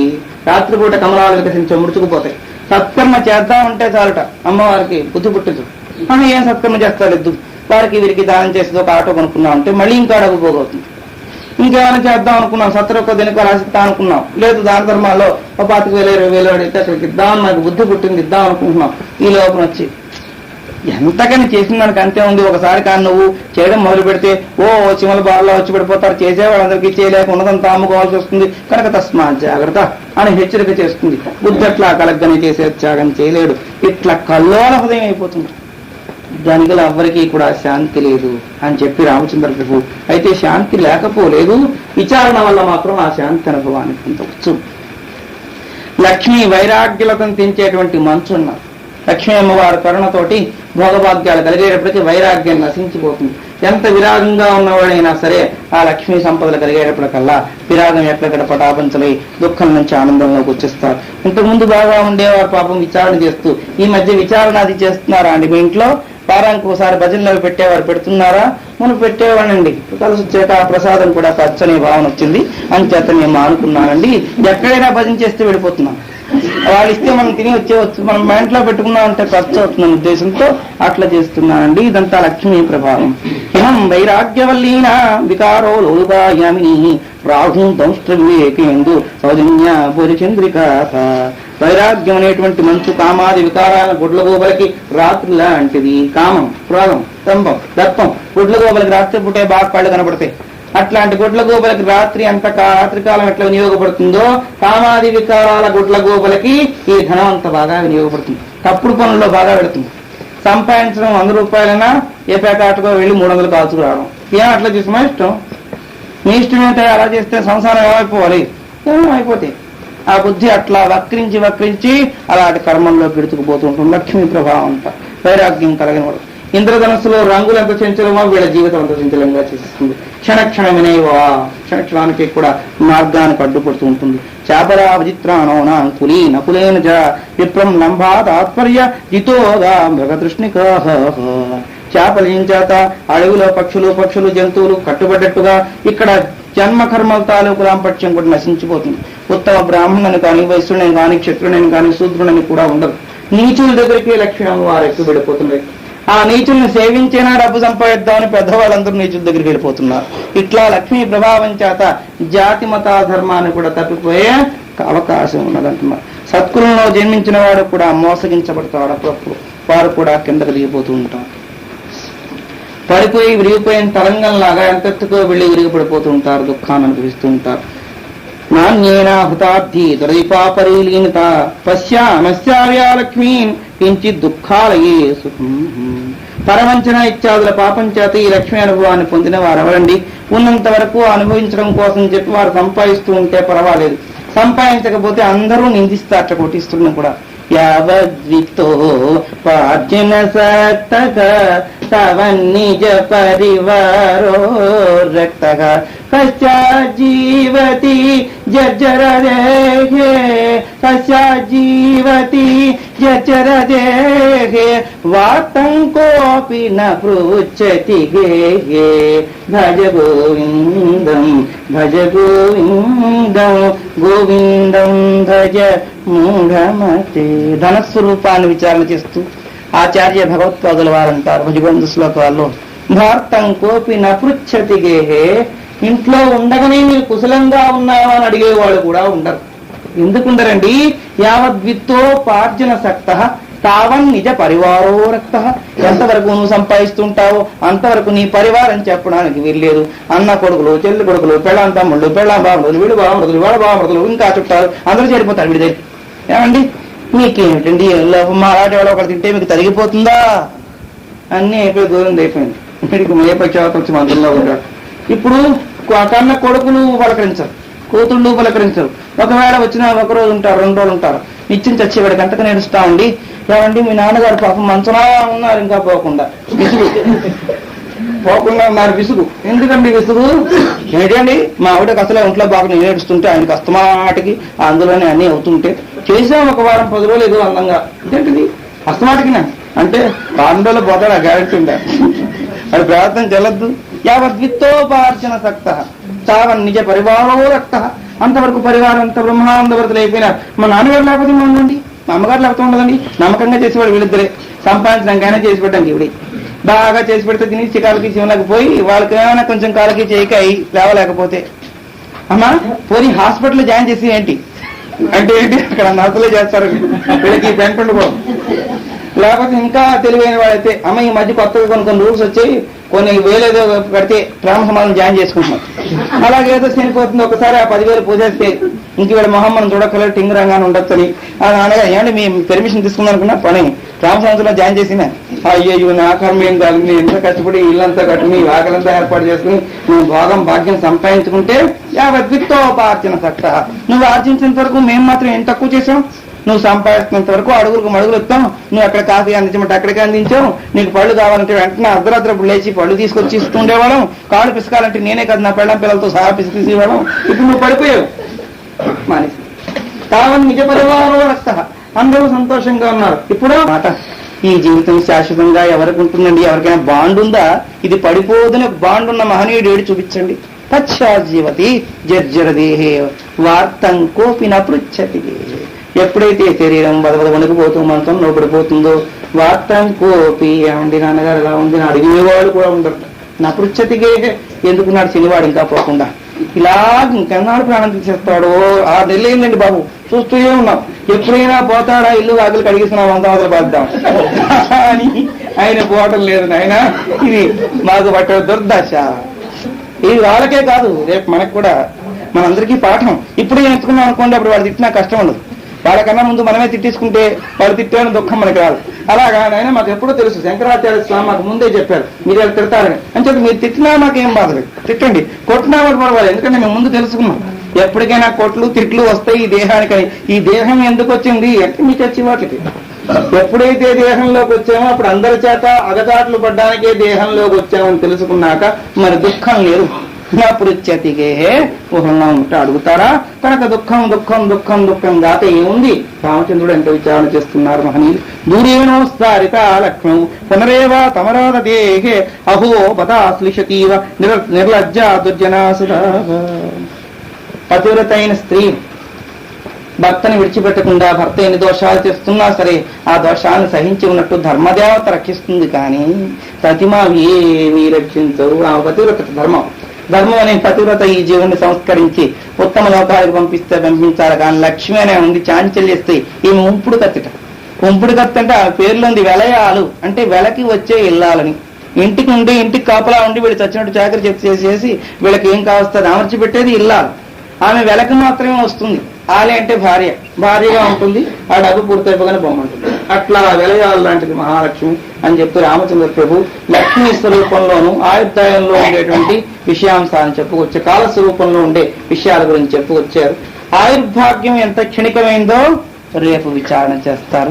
ఇంతవరకు వీళ్ళదాన్ని హృద్గతం చేసుకుని ఇవాళ వచ్చినవన్నీ అనుభవ వాక్యాలు మనందరూ హృద్గతంలో ఉండాల్సింది కనుక తస్మా జాగ్రత్త. ఇవి పెట్టుకుంటే వాడు ఏమన్నా మనకు కష్టం రాదు కనుక అటువంటి అద్వైత అనుభవం పొందేట్టుగా రావాలని గ్రహించాలని ప్రార్థిస్తాను. ఓం తస్సత్ బ్రహ్మార్పణమస్తు. అంబ పరమేశ్వరి అఖిలాండేశ్వరి ఆది పరాశక్తి పాలయమా శ్రీభువనేశ్వరి రాజరాజేశ్వరి శ్రీభువనేశ్వరి రాజరాజేశ్వరి ఆనందరూపిణి పాలయమా అంబ పరమేశ్వరి అఖిలాండేశ్వరి ఆది పరాశక్తి పాలయమా జై మాతా మహారాజ్ఞికి. ఓం అసతో తమసో మా జ్యోతిర్గమయ మృత్యోర్మా అమృతంగమయ.